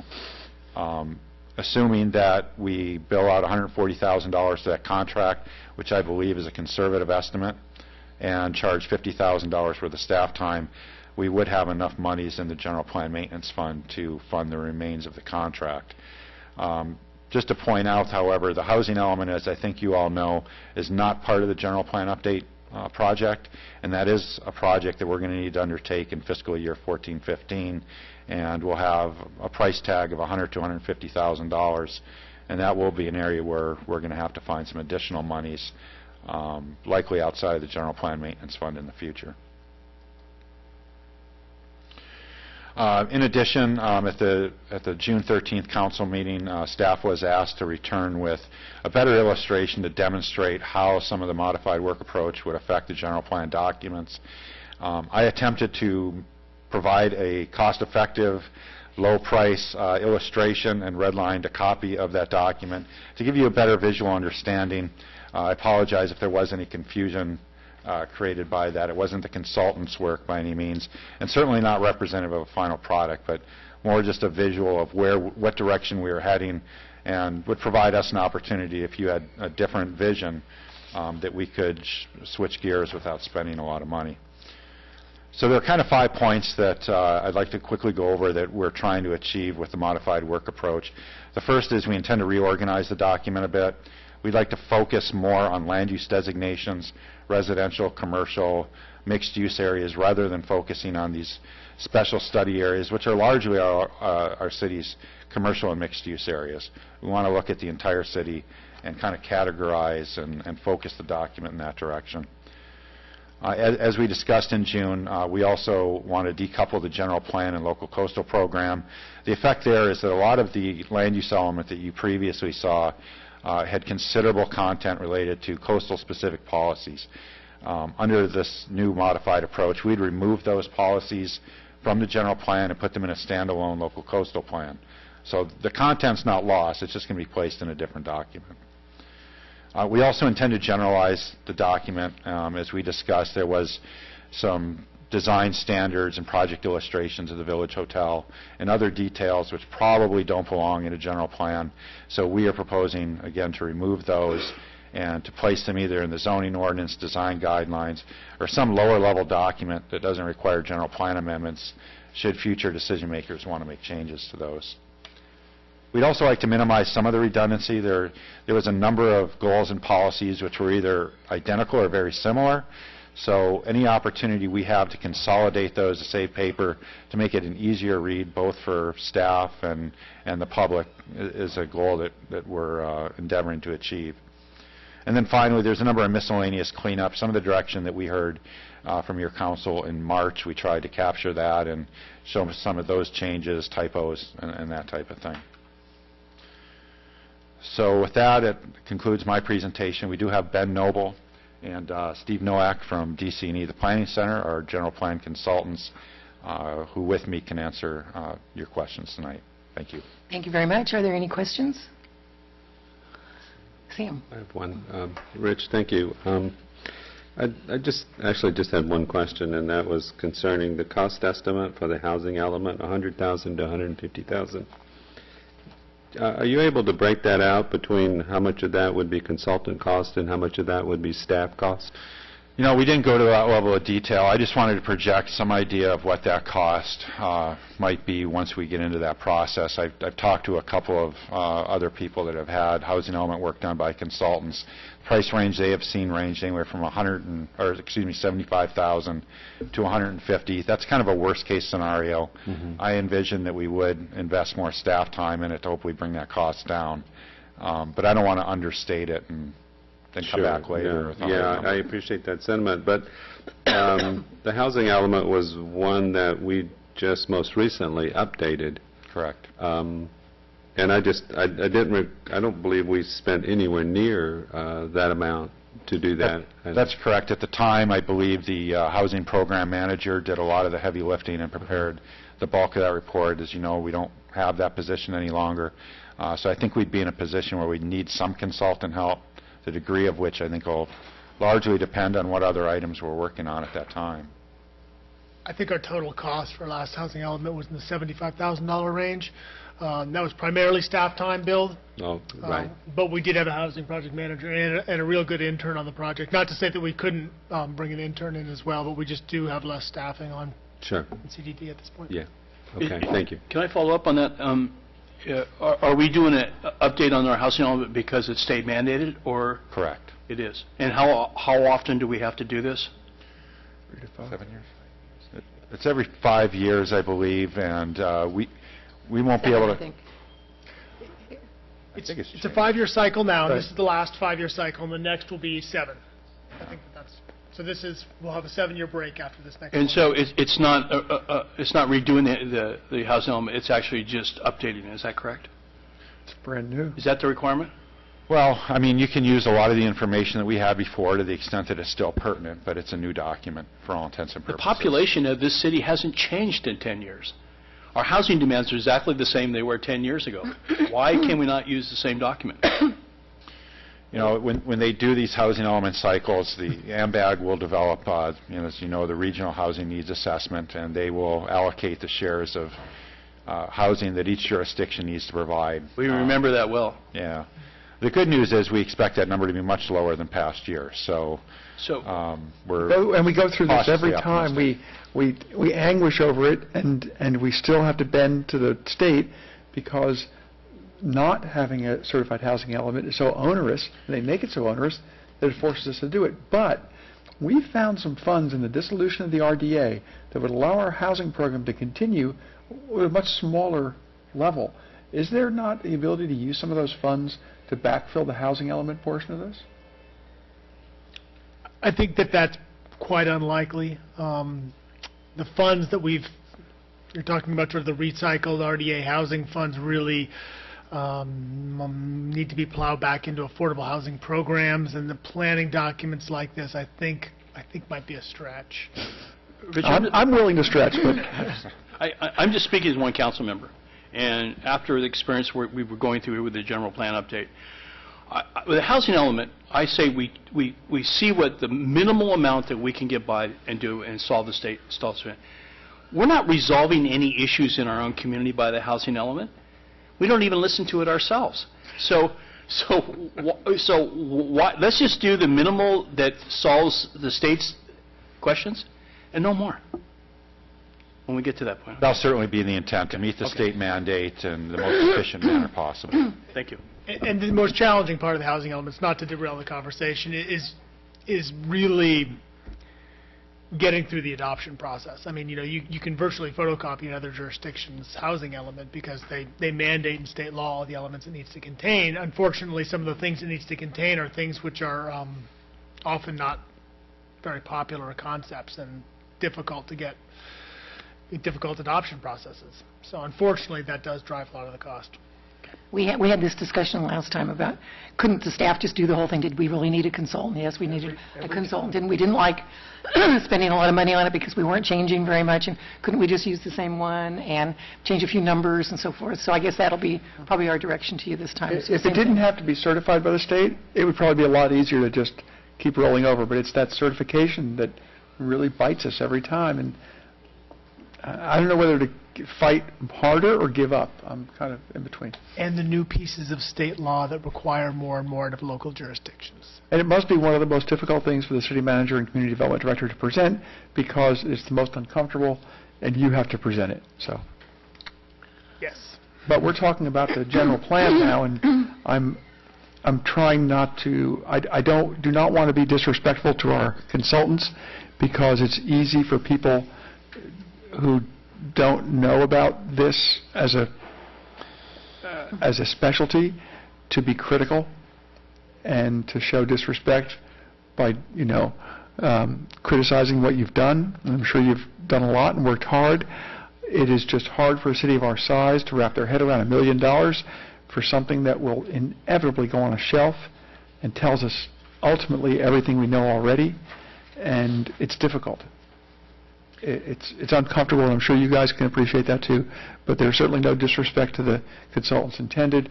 It's just unfortunate. Are there any questions of the consultant, Dennis? I have some questions to DC&E, so with Ted or Steve, we can talk to them. Good evening. Good evening. My name is Steve Nowak, and I'm a principal with DC&E, and I'm also the manager of our Berkeley office. Steve, The contract you have with the city, I think it totals $892,000. That's what we're given here is the Correct. total. Okay. And right now we paid out approximately 72% of that money. Okay. My first question is, are we 72% along the process? And my second question is, can you complete all elements of the general plan, including our zoning ordinance, the way that we're proposing to do this in that budget? I'll answer your first question, and I think that the staff report really laid out the amount of work we've done, and I really want to make sure you've had a chance to look at that, because we've been at this for over 3 years. We've done 17 workshops, plus 4 community workshops and stakeholder meetings. We've done a lot of groundwork, laying the foundation for the plan itself. We also did a lot of urban design work for the potential hotel site and some other areas that were in our scope that we completed early on. We've completed 6 white papers, which are very detailed existing conditions reports that all go into the EIR itself. So we've really laid a lot of groundwork that I understand maybe you have not seen or has not been as presented to the community in a real visible way. We are not 72% completed at this point. We are probably about, I'd say, 65% completed. That being said, we are contractually obligated, and we always honor our contracts to complete our work for the amount in our, for the budgeted amount in our scope of work. The only exception is if there are any changes to that scope of work at the request of the council or staff as the process unfolds. But we are committed to finishing this job and to delivering the products that we are under scope to deliver for the contract amount. And it's very typical that in a process like this where you have 5 sub-consultants, 32 tasks, multi-year process, many different players, that there is there's a tendency to spend money up front doing a lot of the groundwork that doesn't necessarily result in a product. This happens often in our general plan work. And we've been doing this work, for 15 or 20 years. I've been in the business for 30 years. So, but the bottom line is we work very hard, and we honor our contracts. We don't come back and say we've misjudged the amount of time it takes to do a task that we said we'd do for so much money. So we're obligated, and we look forward to completing the job for the amount that we've shown. Steve, as we're changing the scope and the direction of how we're going to complete the general plan process, I think that Rich has probably explained this to you, what we're doing. Can you still complete that as directed in the direction that we're taking you? Frankly, we do need to go back, and there are changes that we need to do. We need to look at. I don't think it's going to result in additional money, but it might be a reallocation of some of the tasks. And I think Ben wants to. Yeah. I'll add to it. So we've been talking with Rich about moving forward, and he has, I think, an excellent plan to make progress in an efficient way to get products to you and out to the community for public review and deliberation. And we're all on the same page in terms of being able to do that work for the budgets that's available. So even though we've modified the approach a little bit, it's all sort of consistent with the budget that we currently have. And Rich has made it very clear to us that there is the expectation that we're going to complete this work to your satisfaction for the budget that's available. There aren't going to be additional funds to be made available to do the work that we've committed to do, and we're clearly on the same page with him on that particular matter. So this council has already shown agreement with Community Development Department that we support the direction he's taking on this issue. So it appears to me that we have agreement between the 3 of us here that we're going to complete this project in all elements in that budget scope. Right. Is that to your satisfaction? Okay. Thank you. Any other questions? This is a public hearing. Would anyone from the public like to speak to us about this? Then we'll close the public hearing and bring it back to the council. Move that we receive the report. I'm happy to second that motion, but I wanted to maybe ask a question to Rich and Jamie about the the land use element is attached, I assume you're not soliciting, feedback on particular aspects of it tonight? I'd certainly welcome it if you'd like to offer it. I think the intent, as I mentioned, was just to provide some illustration of what we articulated at the last hearing, the direction we wanted to head, and to provide you with a better idea of where that was going, so that if it wasn't what you had in your mind, that you could stop us now before we start making some hard changes. You'll recall, Councilmember Story, that we were talking about pulling out the LCP elements out of the general plan, sort of streamlining. I think Rich went through some of the different changes, focusing on maybe the neighborhoods more or less on the specific study areas. And so I think you'd asked a little bit from, rather than the council writing a blank check to those changes, seeing more what he had in mind. And so we thought this was a cost-effective way. You're not approving this in any sense tonight, he's just trying to give you a flavor for the direction that we would take the draft document. Okay, so this is a general outline. Maybe I won't take the council's time in wordsmith it in essence, and maybe just send you my comments offline. That'd be great. Later about certain aspects of it. Other than, I wanted to make sure, because there was one aspect of this that did kind of bother me, and in one of the maps it's kind of marked, the avenues part of the community is, it looks like it's being referred to as the North 40s. And I just want to make sure that that doesn't go any further. I think that may not... That's what they're called. Are they? Yeah, I've never heard them call that. And our mayor lives there. Yeah. Well, okay. Yeah, that's an old name for that area. It is? Yeah. Okay, I always thought it was the avenues, and I don't know, North 40s doesn't sound the most, a pleasing name for it, but frankly, I've never heard he call that. Sam, we all got to get on the other side of the creek more often. We talked about that. Evidently, Not as glamorous as Depot Hill, okay. but still it's respectable. Yeah. I had heard some feedback from a number of individuals I talked to that referred to it that way, and they felt that, that when we prepared the plan, that the authors didn't understand the names of the neighborhoods. So I thought at least acknowledging that there was this other reference to it somewhere in the plan would be good. But And, I'm sorry, Sam. well, I just want to, if that's the way, and that the neighborhood's happy with that, and Stephanie, you'd know better than I, but one of this is how things get,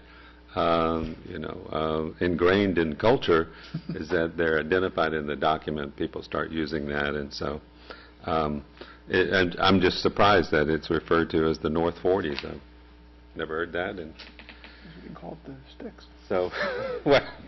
Dennis. And I understand the explanation that that a lot of the payments on this are upfronted because of research and study that needs to go in before the documents of formulation. But to this date, we don't have any document in front of us. We don't have the general plan document. That's coming first, and then, if I understand correctly, we'll be in the EIR process. We'll also be in the zoning ordinance, which I think is going to be one of the more difficult places to deal with this, and that's the reason I think we decided to. So I'm a little concerned we are in the payment schedule with DC&E. And if they're 65% complete with the work, and our payments are 72%, and plus we have one in process right now on the table to pay, I'm real concerned about making payments before we see the general plan document. I think to get us to par, we need to see that document in front of us before we move any more money forward. And I'm not going to be the one to sit here and direct when they payments or when it is, but I think staff needs to look closely and keep a good guard on this, on the money we have in this till, to make sure that that incentive stays there to complete the project, and also that we're fairly balanced from work performed as to products delivered. I have one suggested change, and it's on page 40 or 136 of the staff report. 136? Mm-hmm. 136 at the bottom and 40 when you turn it sideways.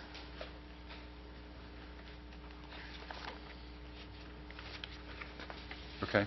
And I don't think I ever got my previous comments in writing to you, so I'll see if I still have those and give them to you. That'd be great. That long list that I read that one night. The concern I have is the last item, Auto Plaza access during Highway 1 HOV lane project design phase, work with Caltrans to identify ways to enhance visibility and access to Auto Plaza.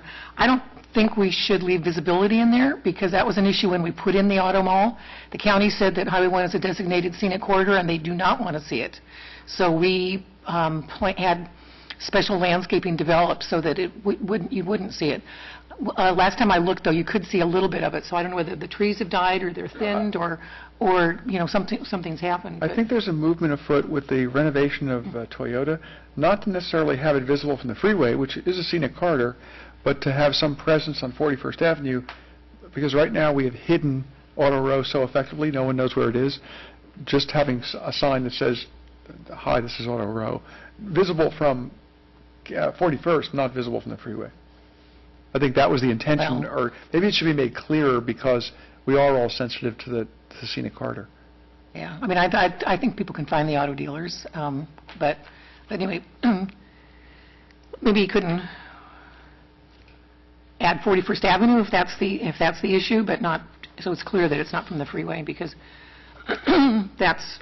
I don't like to drive down Highway 101 down in Salinas, and all you see are these ugly auto dealers right there. That is not scenic at all. I don't think so. So, okay, that's all I have. Is there's comments? Yeah, a couple comments. First, Rich, I want to commend you for taking the posture to streamline this process. I have the fortune of being sitting on this committee as long as Ben has, okay, with the general plan and now here. And I do want to commend C&E for committing to doing the price on the project as was bid. So I think we're okay with that. And with regards to maybe the front loading of the billing, sitting on that general plan committee, there was, Ben, and you remember this, there was some struggling in the beginning of that committee with getting hung up on goals, and maybe a lot of effort went into getting the ball rolling, and maybe it could have gone a little bit faster. And the fact that you did have to deal with 3 community development directors through the process probably made it a little bit challenging also. So I commend where we're at with the project. I was involved in it all the way through up till right now, and like if we would have had our choice over it again, we probably would not have gone for the elite version of a general plan, but that's what was selected. And at this point, the commitment to finish it is great, and I realized that there was 11 people, I believe, on this commission that had a lot of input, which made it very challenging. So I think that this new approach to streamlining, I think we're all on board with that. It's going to require a little bit of work on our part to submit some information to make that flow, and it's just going to pass the burden back to us. So I just want to commend all 3 of you for the work that's been done. Other comments? We have a motion to accept the report. All in favor? Aye. Aye. Opposed? Motion carries. Thank you very much. Thank you very much. And the next item is item C. Consider options to fill the vacant city treasurer position. And this is Jamie. Madam Mayor, as the council is aware, earlier this month, the elected city treasurer resigned her post. The city council has 2 opportunities. The treasurer position is a specific position that's outlined in both general government code as well as the city's municipal code. There are 2 opportunities to fill the position. The city council can either call a special election to have the position filled. Alternatively, the council can make an appointment, and the appointee would serve for the remaining term of the previously elected city treasurer, which would take them through November of 2016. I do want to correct one point, though, that those 2 options were outlined in your staff report, and it was suggested that the city council could choose to hold a special election on November 5th, 2013. As I note in the staff report, the special election to fill the position must be at least 114 days away, and today, November 5th is 104 days away. So that date wouldn't work if the council was interested in calling a special election, and we have to look potentially to maybe an all-mail ballot, the next available opportunity. I would note that a special election is a relatively expensive process, so our recommendation is that the council consider an appointment for the remaining term of the elected treasurer's office. I'm available for questions. Are there any questions? I have none. Ted? If we held a special election, could that election be held in November of 2014 when we have already an election scheduled? My understanding of the state laws is that the election shall be held not less than 114 days from the call of the special election. So that would obviously be more than 114 days. I don't know if there's a maximum timeout that you could go. We would be functioning without a treasurer, though, for that period of time. Can I do a follow-up to Ed's question? Well, I can do a follow-up to my own question. I know where you're going. If we were to appoint someone for now and then authorize a special election in 2014, which would be $1/4, $12,000, $1/4 of the cost, that's my full question. Are we in sync? We're right on the same Okay, boat. okay, great. Thank you. Yeah, the way the election code reads, you can appoint or go to the special election. You have to do one or the other, and if you appoint, the appointee fills the full term of the person he or she is replacing. So you would not be able to have an election until 2016 if you appointed. In other words, you don't have the option of appointing till 2014. Right, so we appoint, and then the next election, which would be the term of former Treasurer DeWitt, they'd be up for election again, unless between now and that time we agendized and discussed the prospect of permanent appointment of a treasurer. Correct. Amending your Muni Code to that effect. Thank you. Sam? Wouldn't that have to go to an election?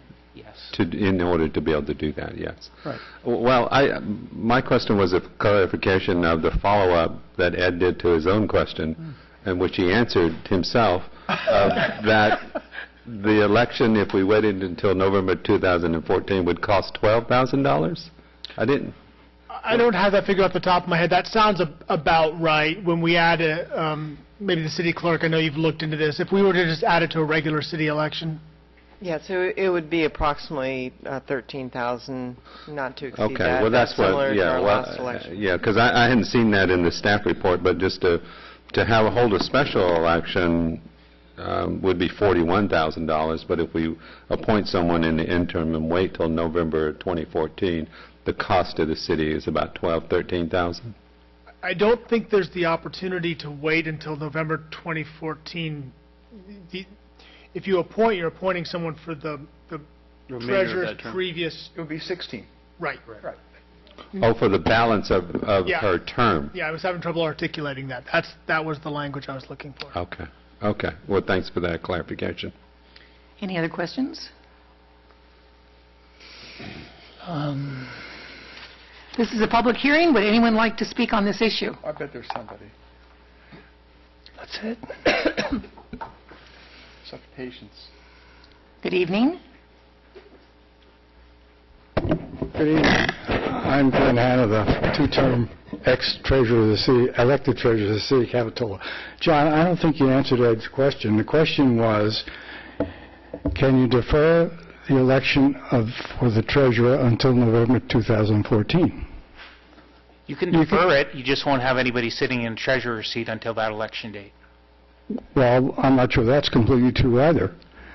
You can appoint somebody who was called an acting interim treasurer.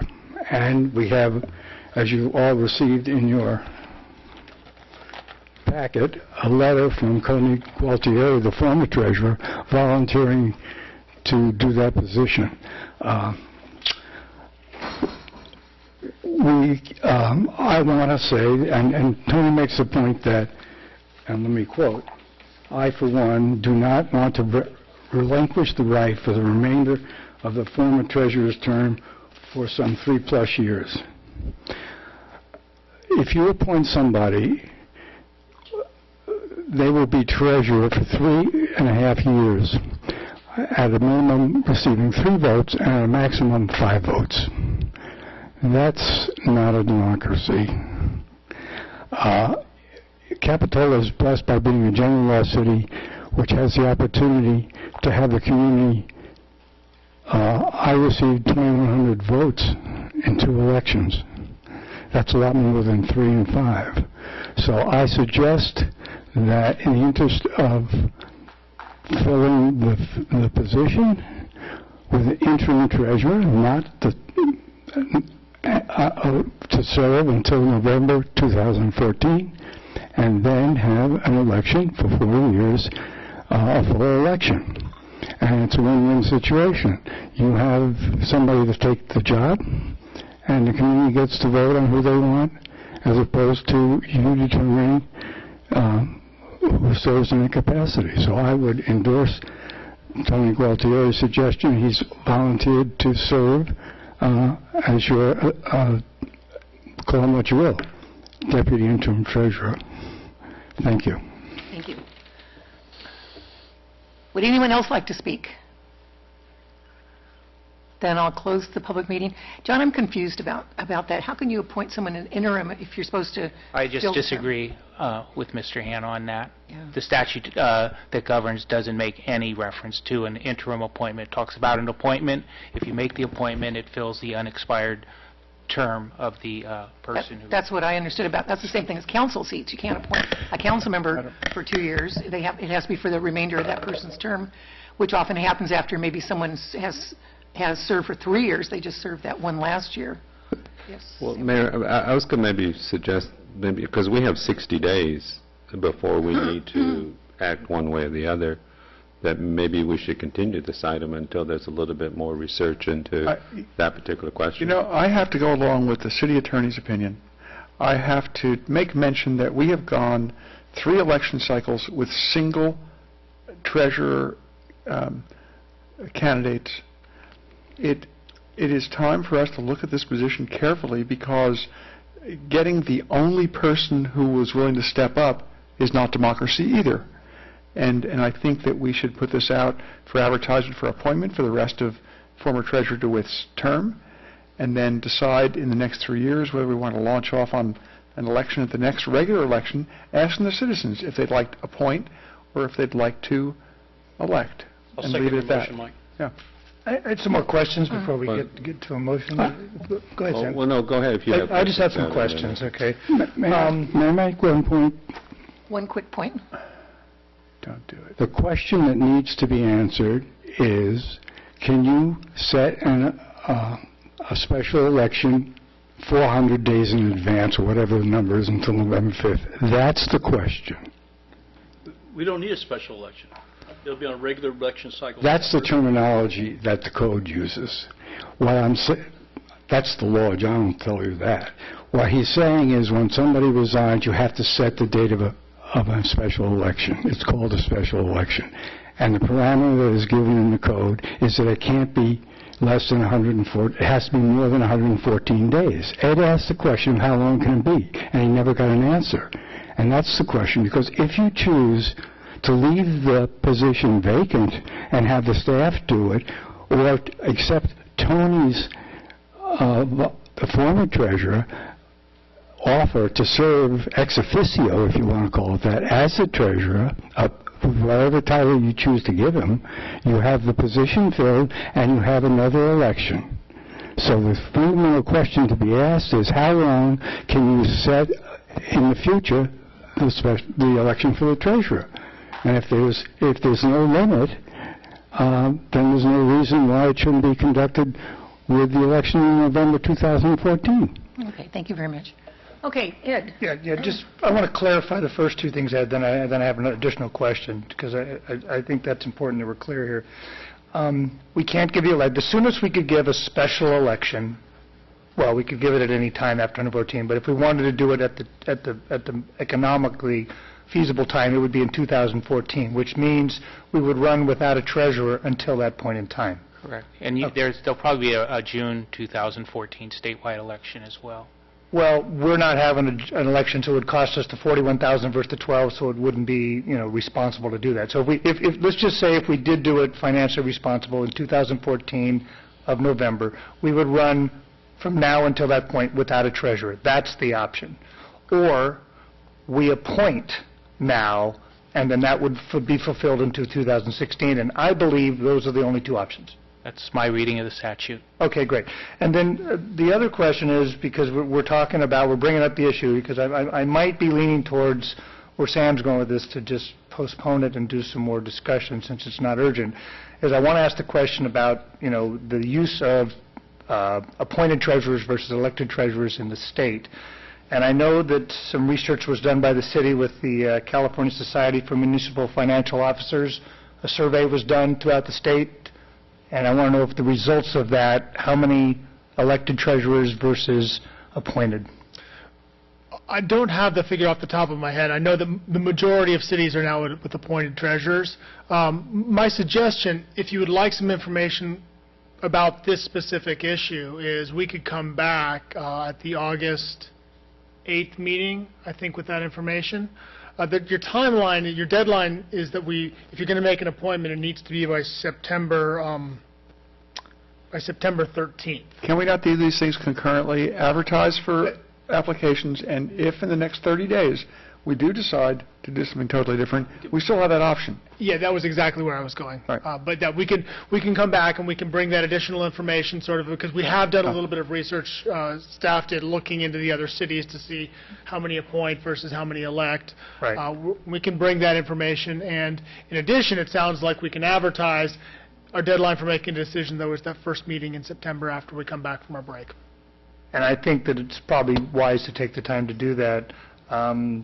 The other question, with regards to the local cities around us, I wasn't able to exactly confirm this, but it was, do Scotts Valley, Watsonville, Santa Cruz, they have elected or appointed? Santa Cruz doesn't have a treasurer. It's a charter city, and they just don't have one. Okay. And it was my impression when I looked on the websites that neither did Scotts Valley or Watsonville. I don't know. I couldn't confirm it. I mean, I don't know. I mean, I haven't heard of the position there, so. And that's why I was interested in this number. 480 cities, and I was just wondering what the number is. I went to the website for registered city treasurers, and I could only find 45 active members. So it leads me to believe out of 480 cities, and only 45 members are part of an elected society, the numbers may be low. But I'd be interested in getting those numbers. And the county is ready to forego elected treasurer as well. Yeah. Anyway, thanks for the clarification on our options, and I'd like to bring this back and have some more information about the potential. But I would, is there a motion? Did you make a motion about? Mike made a motion. I made the motion to continue. put the application out. And to take applications and take applications so that we're prepared at the September meeting to make an appointment. And concurrently, friendly amendment to the motion that I feel coming is to also do the research with regard to other cities and have that come back at our next regular meeting, so we have more information as applications come rolling in for appointed treasurer. And just to leave the field wide open, we did have a vacancy once, and we appointed a staff member.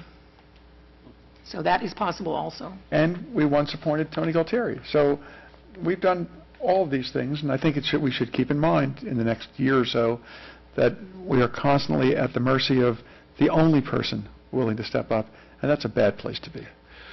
So my suggestion, rather than having 3 meetings in a row where we're spending a lot of time talking about the treasurer, would be that we would do all of this on September 13th. We could bring back the information about the elected position. At that point, we'd bring a resolution to set the special election, and we would bring the applications for appointment. So we could do anything we want. You could do anything you want at that meeting. We would notice it appropriately, but that would be the deadline to take action on choosing which path we take. And you will also bring the stats that Councilmember Bottorff has asked for. Yes. That's all part of the motion. You could get that to us ahead of time if you have it. That Sure. would be interesting. Yeah, we actually have done the research. We were looking into it because we were curious, but it didn't seem pertinent at this point, obviously, relevant to a larger discussion about the position. I would second that motion. Any other discussions? Well, I would like to come back to, and this is, I mean, having a final definitive statement if that we have the inability to appoint an interim treasurer until November of 2014.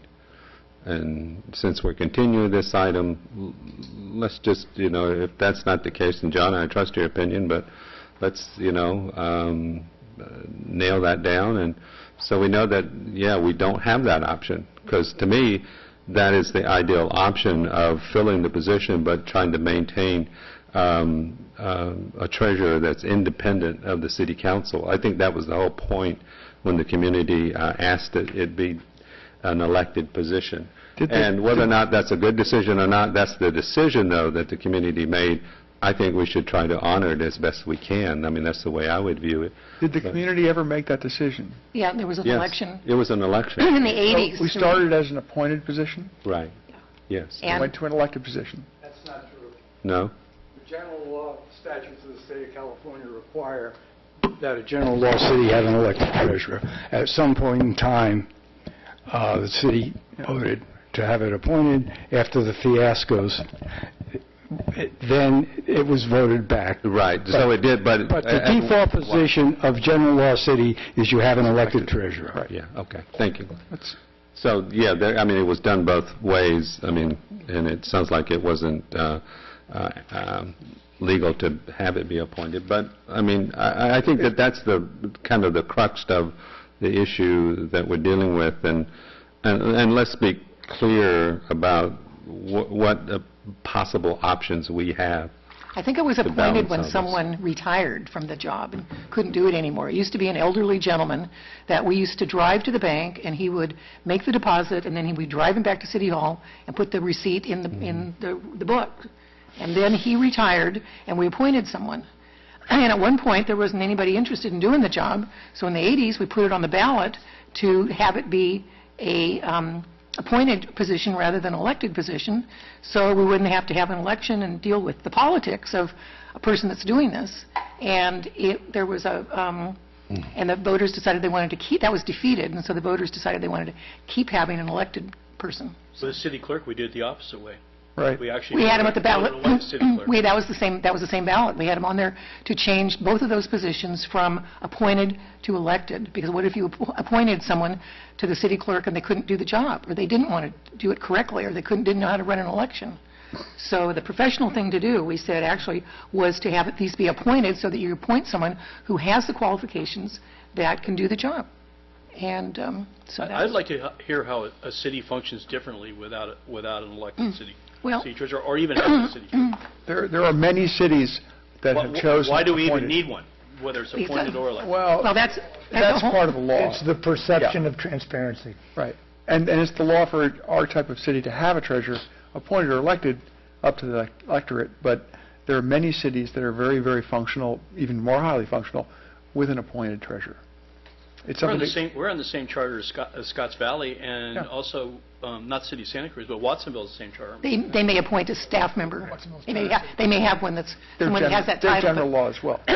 One more question to staff. Is there any other option for a special election? You mentioned a mail-in election. Is there some other device that we can use other than, or would it just be June or then the following November? Correct. Just June or November? Yeah, so it has to be a regularly scheduled. Regularly scheduled election. Okay. Thank you. We have a motion and a second. All in favor? Aye. Opposed? Motion carries.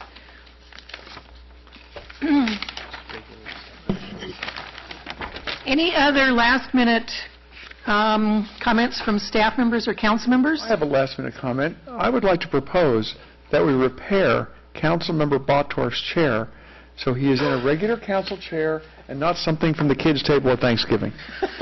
You know, it was a musical chair that ended up here. No, it ended up here. Everybody said it was. But I like how it was designated my chair. Thank you for that. Yes, no problem. No problem. Next time you come, I'll have a stencil on the back of the chair. You know what it says on the back of it? What? I read. Let me read it to you. It says, "This is a Rispin chair." Okay, so it'll never get fixed. Okay.